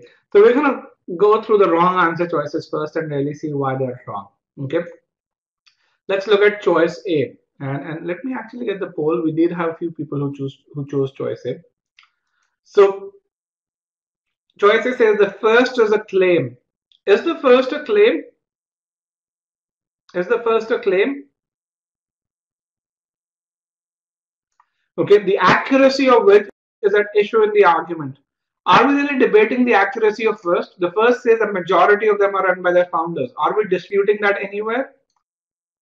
Right? I mean, when you see this, you really just say this is wrong, this is wrong. Okay. And claim is like an opinion, right? But this is not an opinion, this is a fact that is presented to you. Right? It's indisputable. Okay. So let's just look at this over here. Let's look at choice B. The first is an objection. Can the first be an objection? Why can't it be? No, guys. The first can be an objection. Let's see what it means. The first is an objection to the claim made by to the general opinion, right? The first is used as an objection, right? It's an objection to the claim made by the general population that ELCs are too big to grow. But let's see what is there after this, right? So let's yeah. However, indicates objection, as Sergey is saying. The first is an objection. What objection that has been raised against the position defended in the argument? So first of all, does the argument defend a position here? Does the argument defend any position? Are we defending a position in the argument? No, there's nothing that is defended. You know, a defense would be if we were trying to defend that ELCs are too big to grow. The purpose of the argument is to refute the accepted belief, right? So, and you look at this and you say, I don't see this argument defending any position over here. And so you just say no to this and move forward. So we actually got A and B off. Let's look at choice E. All right. The first provides evidence. Is the first evidence? Right? The first is evidence. Evidence to do what? Okay. To refute an explanation that the argument favors. What's another word for an explanation that the argument favors? Can you tell me? What's another word for this?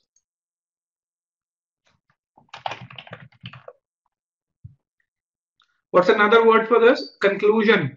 An explanation that the argument favors is the conclusion. Does the first refute the conclusion?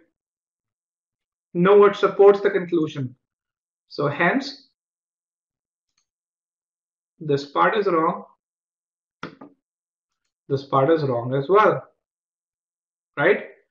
So far, so good.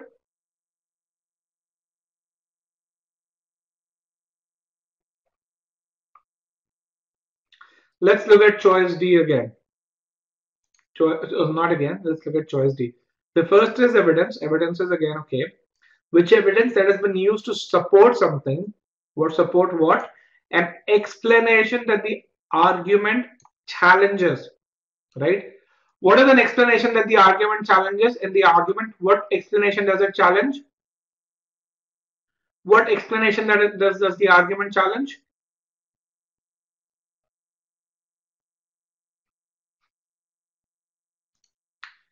Well, it challenges ELCs are too big to grow, right?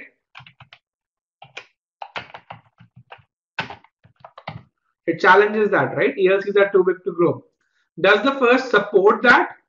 Does the first support that explanation, or does it refute that? The first does not support it. The first refutes that explanation by providing an exception. Right? You had this, however, over here, remember?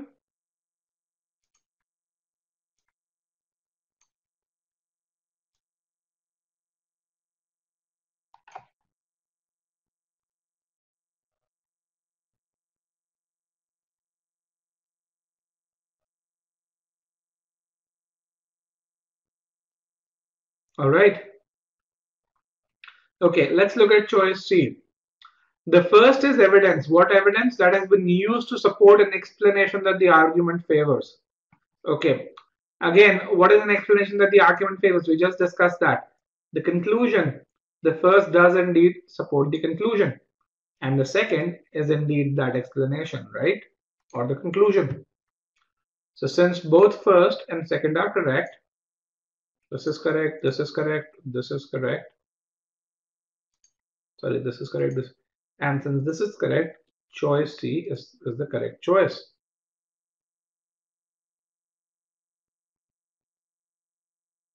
Yes, you will get both the PPT and recording, Bharat. And the language is designed to be confusing. Shubham, the reason I didn't discuss boldface, second part of boldface is because it's not relevant if the first part is incorrect. Okay, so we can even discuss the second part. Let's look at choice A. But if you find that the first part is incorrect, there's no reason why that answer choice will be correct, right? So in actually our paid session, we discuss every element of this. Again, I'm just hurrying through this. The evidence, the reason why we have this question again is to remember to go back to the core skills. So let's kind of go back, let's kind of go forward and understand. So hopefully this kind of gave you a taste of how we approach things. And but really the purpose of this question was to talk about the core skills. So we have this answer choice analysis. And you'll get this in the PDF. But really, I want to kind of understand from you, for those of you who answered this incorrectly, these are the core skills that are needed to solve this really well. Which of the core skills did you lack, or which of the core skills were you unable to get, or why did you answer this incorrectly? Let me actually get the question over here.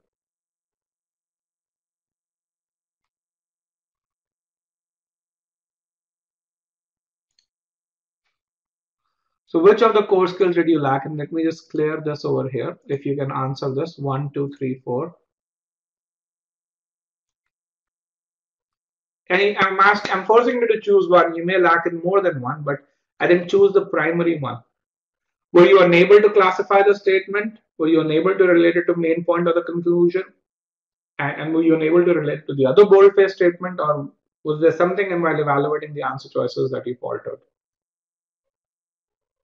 Yes, half of you, but 57 of you faltered in this question. So you've got to really evaluate where you faltered.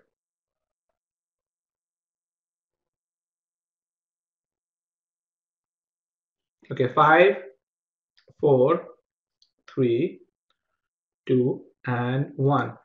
And let me broadcast the results. So I think this kind of tells you uh, uh, uh, uh, where you need to work on to improve. And if you faltered, and regardless of where you faltered, you can go into the e-GMAT free trial, and the premise and conclusion files are there in the e-GMAT free trial. Okay. How many bold-faced questions would come for the exam? For most of you, one, at the most two. I haven't seen more than two. Okay. But it kind of tells you one thing. Hey, if you were, if so, another question that I want to ask is, how many of you, when you answer a question incorrectly, do such an analysis? How many of you do such an analysis when you answer such a question?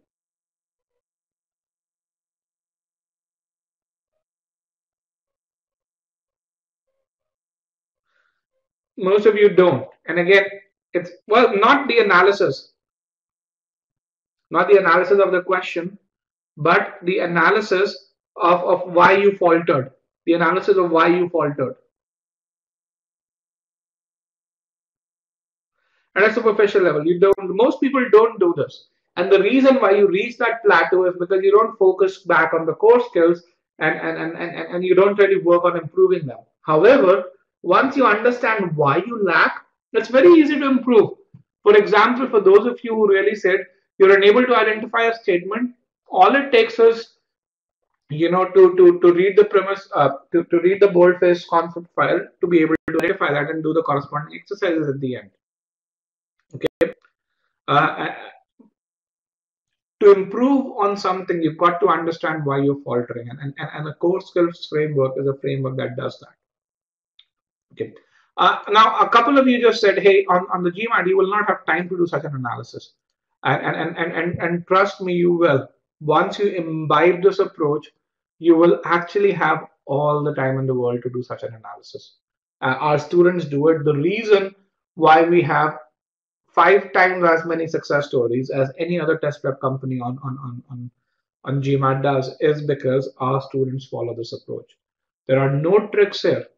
It's just simple building of core skills, building of ability, and it's just grinding it out and learning how to do things.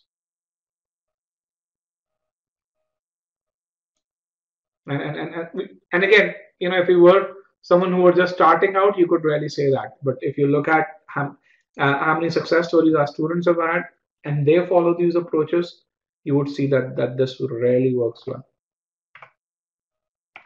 I'm not going to actually do this question. I'm going to now move towards the end of the session because we are approaching the end.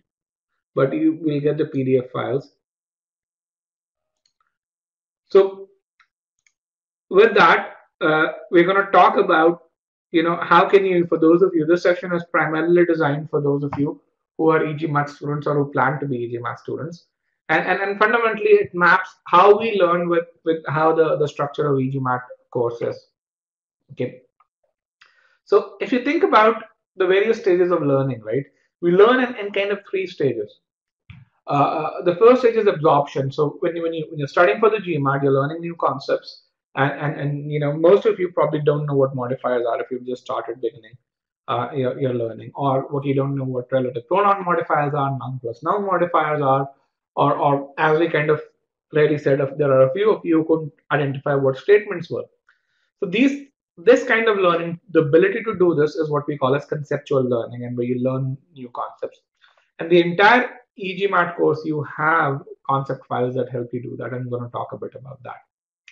Once you've learned a bunch of concepts, you've got to learn how to apply them. And then in the core skills part, 3 and 4 were purely related to application, where we talked about combining how statements relate to each other and what statements are to evaluating the answer choices. That is application, right? So once we've learned a bunch of concepts, we learn how to apply them. Then once we've done a ton of applications, we kind of reach that higher level where we are able to do that deduction to say this is kind of generally how questions are constructed. But we kind of need to progress in that direction. Now, in the e-GMAT course, when it comes to that absorption or that conceptual learning, we have what we call as concept files, and we have close to 100 concept files in the e-GMAT course. Now, the nice thing about these concept files is that every file has what we call as in-place exercises. So when you learn something and you get that 15-minute nugget of learning, you actually get about 8 to 10 questions at the end, which tell you how well you've learned. If you haven't scored more than 80% in those concept files, um, you should actually look at where you faltered and do portions of concept files again. Then for application, and we actually have close to about 40 application files, and these application files have super detailed solutions, much more detailed solutions than what we discussed in the boldface part over here today. And at the end of each application file, we have chosen exercises from e-GMAT course as well as from the official guide. So one of you asked, when should you do the OG? Along with the application files, each application file contains a sort of contains a PDF with question numbers, not questions, but question numbers from OG12, OG13, OG Global Review 2 that you should look at. And where do you reach that higher level of deductions? For those of you who need that handholding in our subject matter based live sessions, you reach that higher level of deduction. We have a subject matter based live session on assumption next week, which where you'd be able to see how we approach assumption questions. For verbal online students, in terms of their overall learning, I think what is it that they get? As I say, they get about 100 plus concept files. You get 40 plus application files. Of course, you get the practice as well as the solutions to OG questions, and we have close to 300 super detailed solutions to OG questions. You do get the level qualifying exercise plus the free live sessions that you get, and so overall, as you go through the verbal online course, you will have solved 1,000 questions in e-GMAT and another 600 questions in official guide in about 80 to 90 hours or so. Okay, so this is something that you would do, and as you do that, you will have nailed both the process and timing by the time you end this. For verbal light prep students, we also add 4 additional workshops, and what workshops are, they're like mini mocks which actually help identify your weakness and tell you your ability levels in various sections and where you need to work the most. Okay, just a brief overview of where the foundation concepts are and what are the various foundation concepts. We've taken the example of our sentence correction course. Here's a listing of foundation concepts that is there, and I think we have a few more that we've added over time, and a bunch of these are actually a part of the free trial. So I think all these foundation concepts are part of the free trial. In addition to that, we have what we call a core concept. There are about 26 files in levels 1, 2, and 3.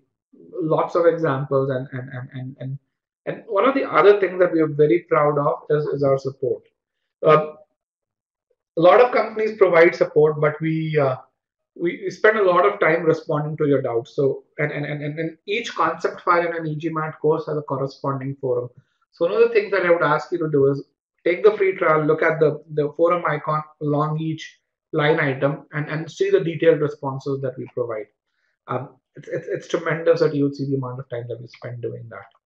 We do have a few concept files in the free trial. I'd recommend that you take those.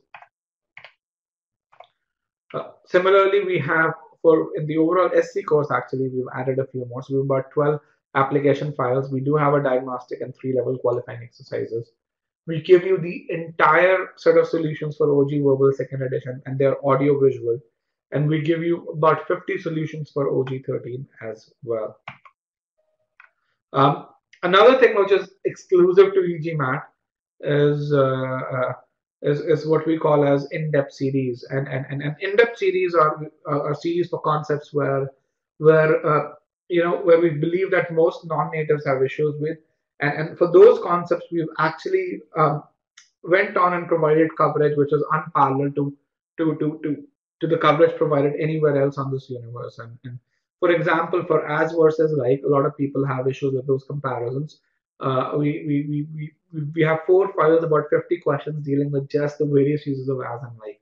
Importance of meaning, we have another 4 files, and we have 50 questions where we talk about meaning and meaning change.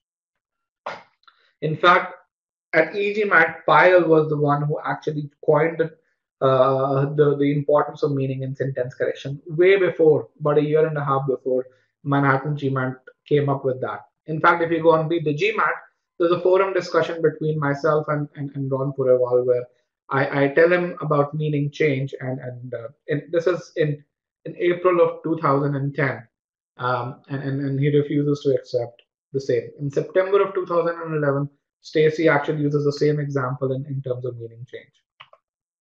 And again, the live sessions, here the listing of live sessions on SC. We have 6 live sessions on CR and 2 on RC. So again, very, very comprehensive coverage of live sessions.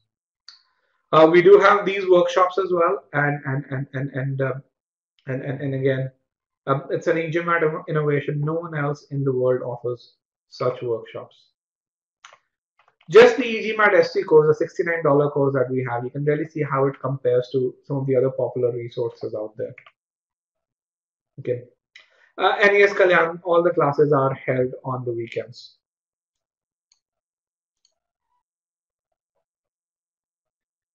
And at the same time, SLA over here is service level agreement.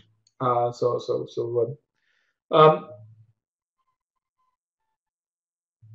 Nicholas says, according to the e-GMAT side, we recommend that we do SC first and then CR. But in this batch, you're starting with CR first. Why is that the case?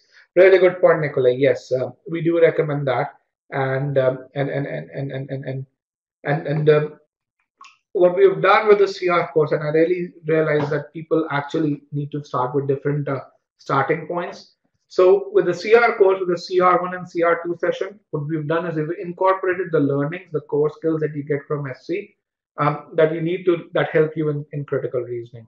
So as you attend CR1, you will see a lot of that happen in that first session.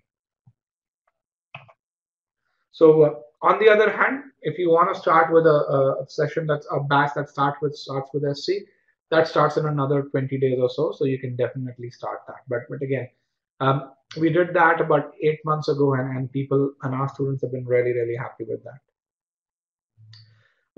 With that, I think I would come towards the end of this. So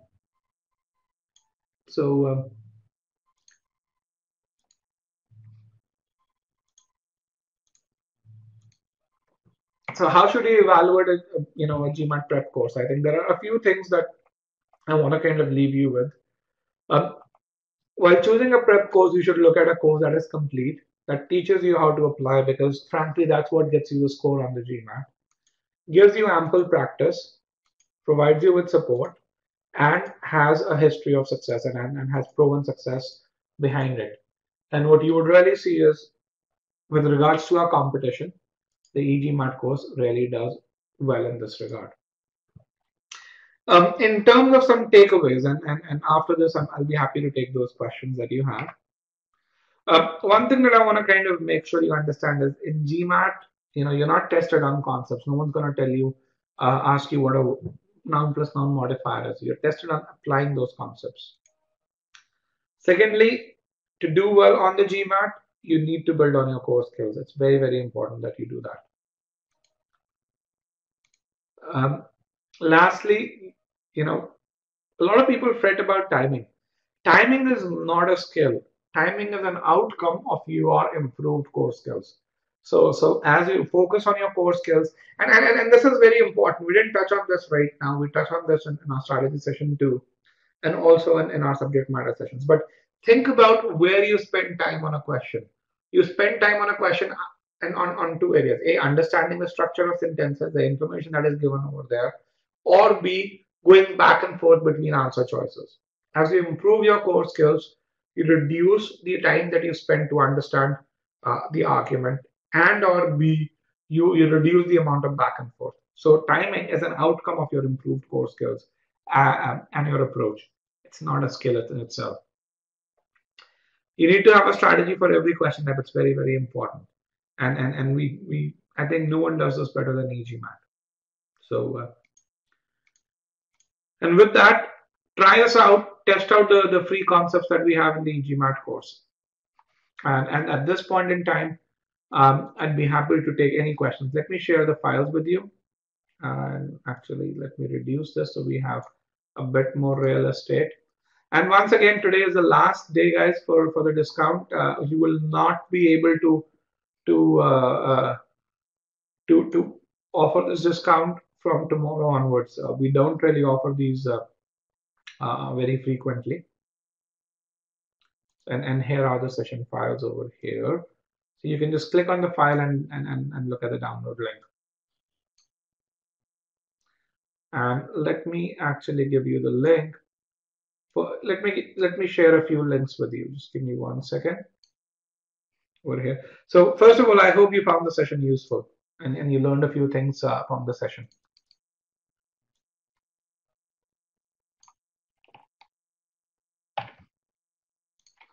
So here is the link to the discount page. You can't get it from our regular website. It's only this page, and this page would be deactivated tomorrow. And here is a link for a free session next week. So definitely attend that, guys.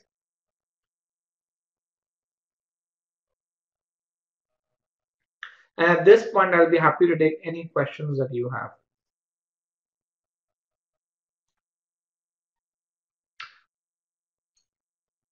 Mm, Divya Raj. Yes, Divya, you can, and I hope I can call you Divya. You can purchase the course now and start not with the batch starting on 17th of May, but the following batch. Definitely, I mean, you can attend any batch in the next 6 months. And thank you, Kshitij. Perfect, Nisha. I will definitely look at that. Yes, Shubham, verbal online does not guarantee anything. We have the guarantee with verbal live prep, and I think one of the reasons is, the guarantee that we provide is if you compare this to the guarantee what other courses provide, and there are a few other courses that do provide guarantee, it's a lot higher. According to GMAT, an average retaker improves by 1.8 points on the on the GMAT out of and what we really ask you to do is we provide you with a guarantee that's 250%. So 4 points is 250% of the average improvement on verbal section. And the reason we are able to do that is because an average EG matter improves by about 6.5 points. So we are still able to provide that 4 point guarantee and have make sure that our return rate is less than 1%. The session files are over here, guys. Just click on this and click on download file.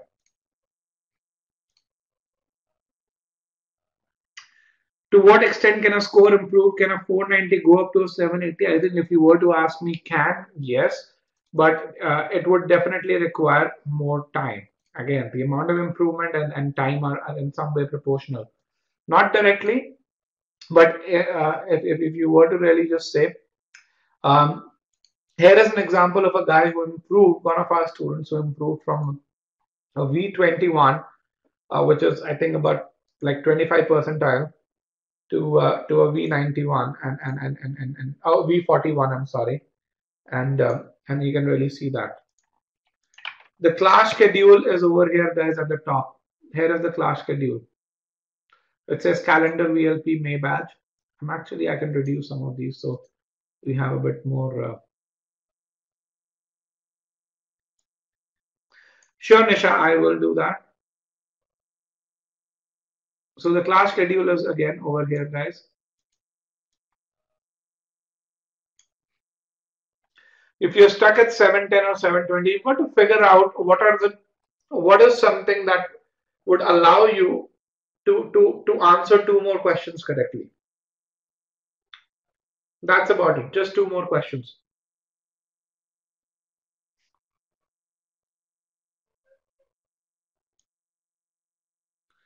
Piyush, Let me answer a couple of questions, guys. I'm gonna just bring in the chat window. Piyush says concepts are okay, but it's only the time where I'm stuck. Do you think practice is the only way out of this?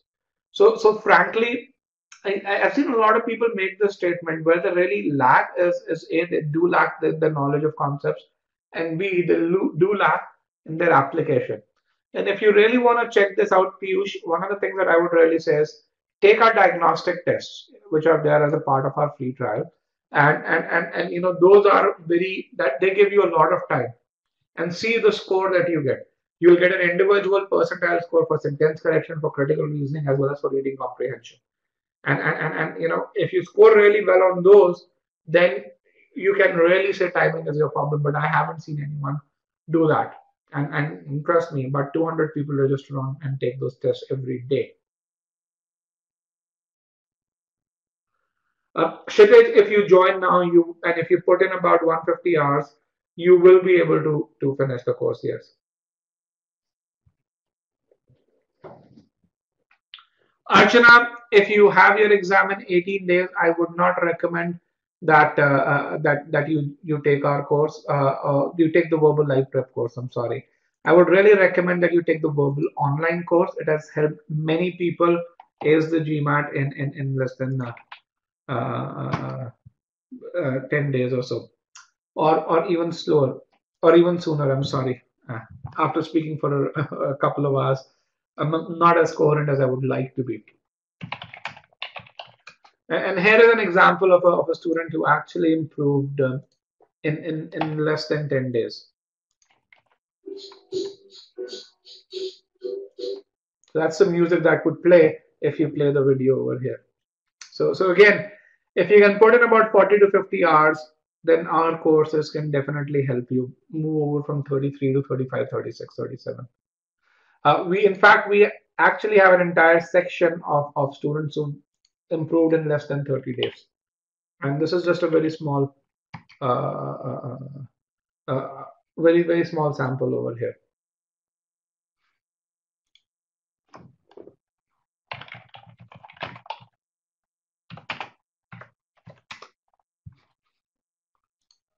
Here's another guy who improved in a very short amount of time. Is it required to memorize the concepts? Absolutely not. If you memorize them, you're going to falter on the exam. Shrikant, great question. For a verbal online student who's completed most of e-GMAT's global online course, what do you recommend?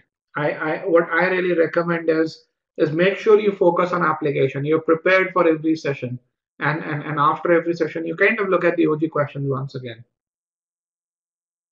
How to choose between VLP and verbal online? I would say start with verbal online if you think you have to choose. So my litmus test is: do you need support? Do you need someone to keep you on track? And if you do and need support, then choose verbal live prep. If you can dedicate and can be very regular for the next 45 days, then choose verbal live prep. One of the things that we really do is at e-GMAT, we tell you you can buy any course you want and you can always upgrade to from one course to the other by paying the difference. Unlike most other test prep companies, we do not penalize you to upgrade. And because we know that once you buy one course, you will upgrade. 80% of our students who buy one course upgrade. And because they love our courses. Is SC the key to scoring higher above 730? There is no one section of the GMAT of verbal that is key to scoring high. I would just say that because as you saw in that adaptive test, if you do the first couple of questions in SC well, you get a difficult question in CR. If you're bad in CR, you'll do this wrong. You will go back down, right? You've got to do well on all three to be able to ace the GMAT. Akshay, the difference between verbal online and verbal live prep is that verbal live prep gives you live sessions, which verbal online doesn't, and verbal live prep gives you the workshops. Both courses come with GMAT club test. Both courses come with 5 marks. Both courses are very comprehensive. Both courses have more than 100 reviews on GMAT club.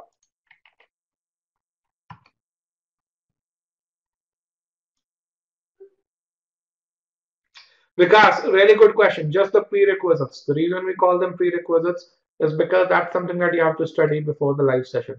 Then you come into the session, you cement your learning, and then you do the post-session tasks.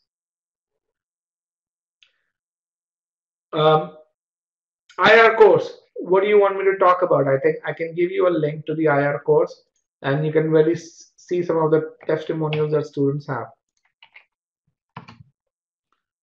Here's a link to our IR course. You can really see it's the world's most comprehensive course on IR, and you can really see what students have to say.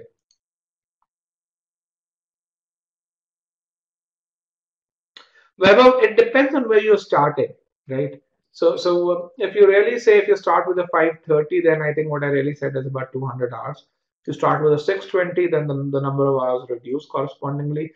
So take a paper-based mock test from OG. Make sure you time yourself, and that will tell you where you are. Jania, I would probably say I always tell people to get 5 or 6 questions in IR correct at a bare minimum. And once you get to that 8 or 9, you're actually doing quite well then. Any guidelines for RC? Well, lots of guidelines. I'd say take our free trial, follow the reading strategies. That's something that would definitely help you ace RC.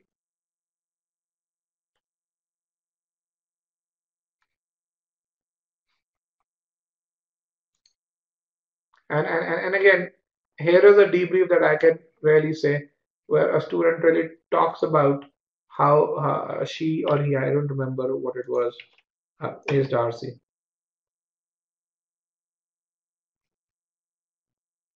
Uh, it seems fine, Jania. Again, take our IR free trial and see if you can learn a few things from there. Okay.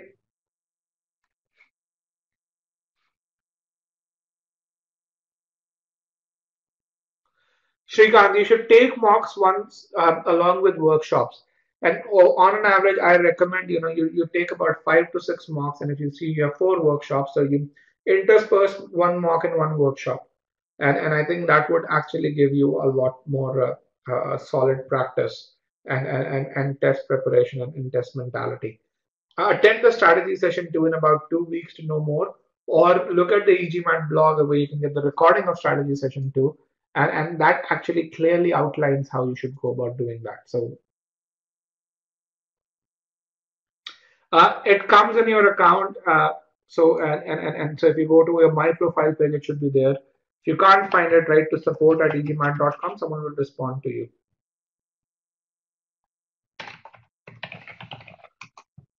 Okay. Um, Will IR and AWA make up for a relatively lower GMAT score? It depends. If you're applying to a school where the average GMAT is 650, it may. But if you're applying to a school where the mean or the median GMAT is about 710, then it will not. Do you recommend any prerequisites for guys who are very weak in English? Yes, Akhil. Be super diligent and follow everything, or do everything that is there in the study plan. You don't need to do anything else. I mean, you should listen to some of the testimonials of some of our students, and these are people who are not super good in English. The nice thing about GMAT is, guys, that GMAT isn't a test of English. It's fundamentally a test of logic, even when you think about sentence correction. Okay, and I mean, listen to this guy. He's not very good in English yet. He was able to score V41, which is 93 percentile. Again, the guy was super diligent, and he's also one of those examples who didn't do as well on Quant, and despite scoring V41, was only able to get a 720.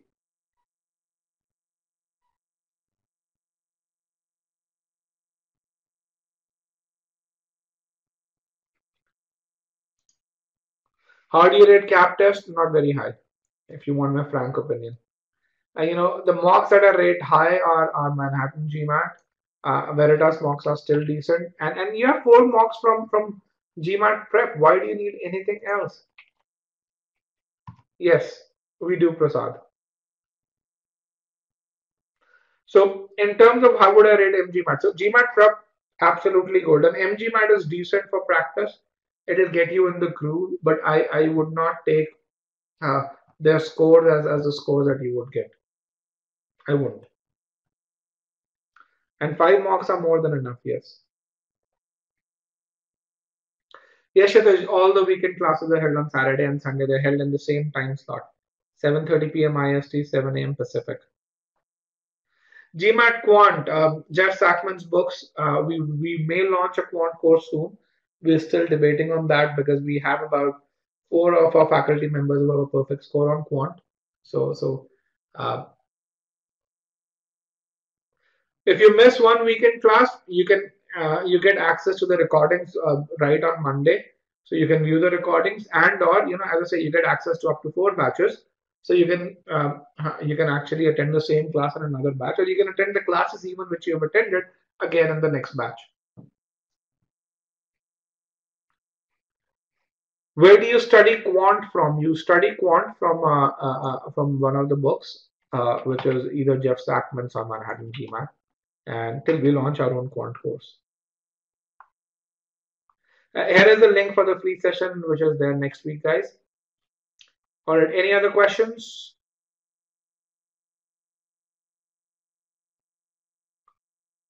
Yes, Lakshmi, you can re-attend the session. You can re-attend any session. The cost is on our buy page. So here is our buy page over here. Prashant, I would say that it depends on the score range that you're talking about.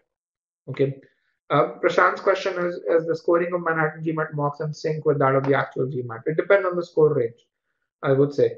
But if you score a V28 on Manhattan GMAT mocks, you'll probably be in the same range when it comes to actual GMAT. That's what my experience has been. But if you score a V35, then your score on the actual GMAT could vary tremendously. That's what my experience has been. That's why I say MGMAT mocks are good for practice. They kind of make sure you're able to go through those 4 hours. But you have 4 mock tests in GMAT prep. And for e-GMAT students, in addition to that, you have 4 workshops. And then you have the 5 mocks from 800 score, which again I recommend for practice before you actually uh, uh, start start taking the GMAT prep mocks. So I think you have ample practice. No, Grocket is no longer. The last we worked with Grocket was about a year ago. Grocket is now a part of Kaplan. So we don't work with Grocket anymore. Sort of our workshops are an excellent indicator of your end score.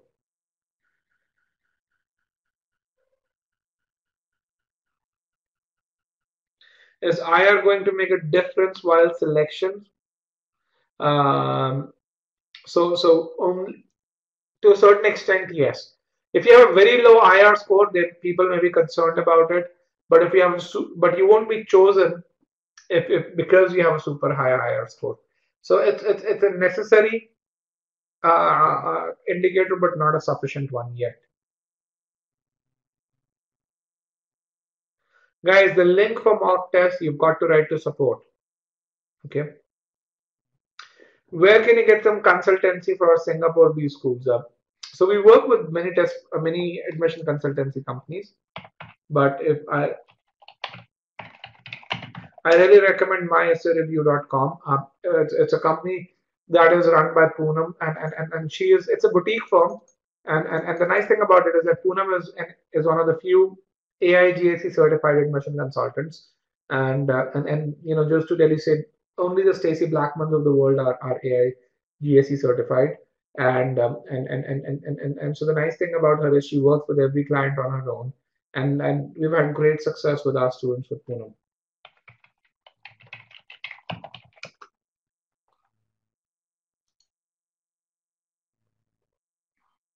Can we just get mock tests? No, not yet. We're not a mock test company, guys. So not yet. Okay, there are many companies that will sell you mock tests. I mean, you can get Manhattan GMATs, you can get Veritas Preps mock tests. but we are not one of those companies. Kshitij, any course, if you can dedicate time, then go for Verbal Live Prep. If you think you want to study at your own pace, you can start with Verbal Online and then move forward if you need to. Okay, guys. So I think I pretty much answered most questions. Once again, for those of you who want to pay an INR, you can, and who do not have a credit card, you can write to support@egmat.com. Um, Pedro, verbal life prep includes everything, and so so verbal online today is $189, and verbal life prep today is $279. After that, verbal online increases to $199, and verbal life prep to $329.